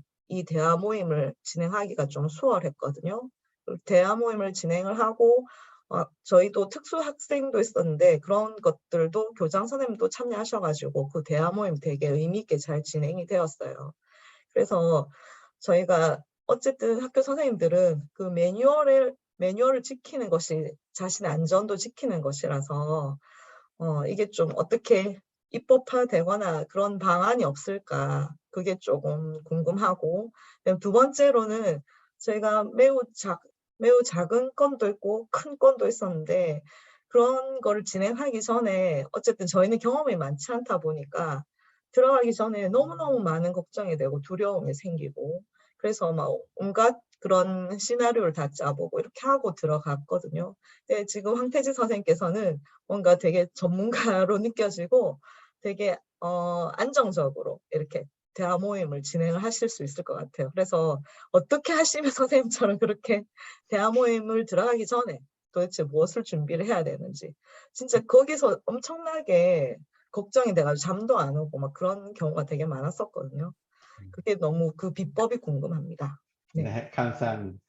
자, 첫 번째에 대해서 이게 법과 과연 어떤 건가에 대해서 이 법은 두 가지 기능이 있습니다. 이제 적극적인 기능과 이제 소극적인 기능이 있는데 이제 적극적인 것을 우리가 근거라고 그래요. 뭔가가 근거가 법이 있어야 할 수 있는 거. 이거를 뭐 이제 행정법적으로는 법률 유보라고 하는데 그다음에 소극적인 것은 이제 이 법률 우위라고 해서 위반하지 말아야 된다는 거 이런 거거든요. 그러면 뭐냐면 이 근거는 이 국민의 인권을 침해할 때 근거가 필요합니다.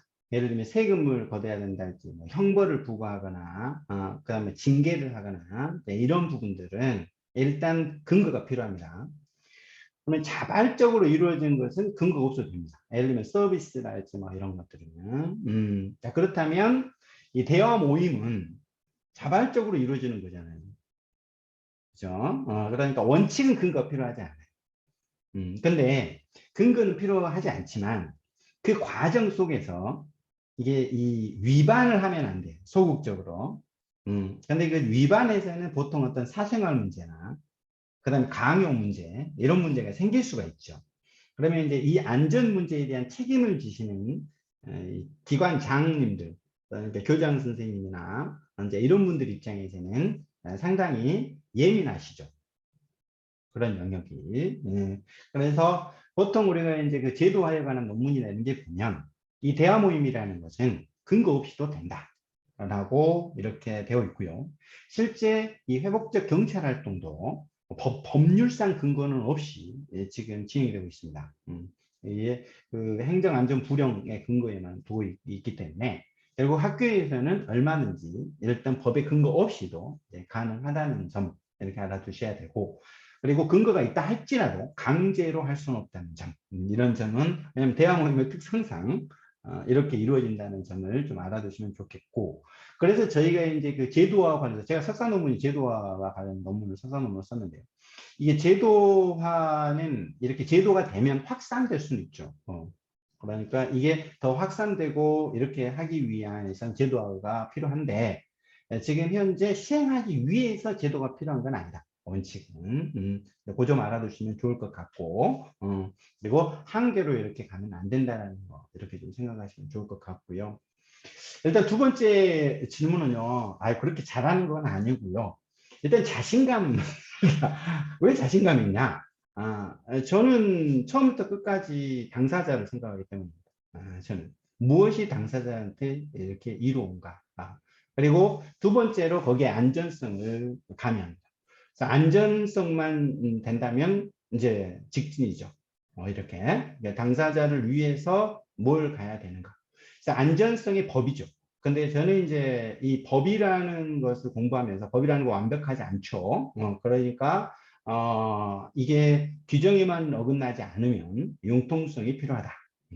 그래서 그 관점에서 쟁점을 잡습니다. 쟁점은 피해자 쪽에 쟁점을 일단 잡죠. 사과와 재발 방지와 관계. 결국 이제 학교 폭력은 피해 변상 쪽은 안 들어가니까 이 세 가지의 관점을 두고 이제 그러면 이제 거기에 맞춰봅니다. 이제 피해자 입장에서는 사과하고 싶은가? 그리고 사과 받고 싶은가? 왜냐면 갈등이 증폭되면요. 사과 안 받겠다. 이렇게 들어가 버립니다. 그리고 아까 이제 선생님께서 말씀하신 것처럼 사과 받겠다는 건지 안 받겠다는 건지 지금 모르겠다. 이렇게 본인도 모를 수 있습니다. 왜냐면 자고 나면 달라집니다. 마음이. 그래서 그래서 그거를 저는 인정하고 들어갑니다. 일단은 그러니까 절대 강요는 아니지만 제한은 하죠. 요게 그래서 일단은 공감을 하고 안전하게 해준다. 그리고 무엇보다도 안전한 것이 중요한데요. 안전하고 저는 배려를 중시합니다. 배려. 상대방이 배려를 느꼈다고 생각하게끔 하려고 노력합니다. 예를 들면 제가 이제 전화를 해요. 그러면 지금 바빠요 하면 네 끊습니다. 다음에 또 바빠요 하면 또 끊습니다. 세 번째 그러면 감동을 합니다. 자기한테 이제 그러니까 아무튼 그 조그만 부분들이 왜냐면 저는 목적이 당사자한테 이롭게 가는 거니까요. 그럼에도 불구하고 감정이 안 풀린다. 그러면 이제 뭐 법대로 하셔야죠. 근데 또 말을 해줍니다. 법대로 하면 이거 부족합니다. 그래서 안 되면 다음에 또 와서 또 말해줍니다. 이렇게 그게 뭐 화 안 냅니다. 왜 제가 화를 냅니까? 법대로 하고 저는 기회만 주는데.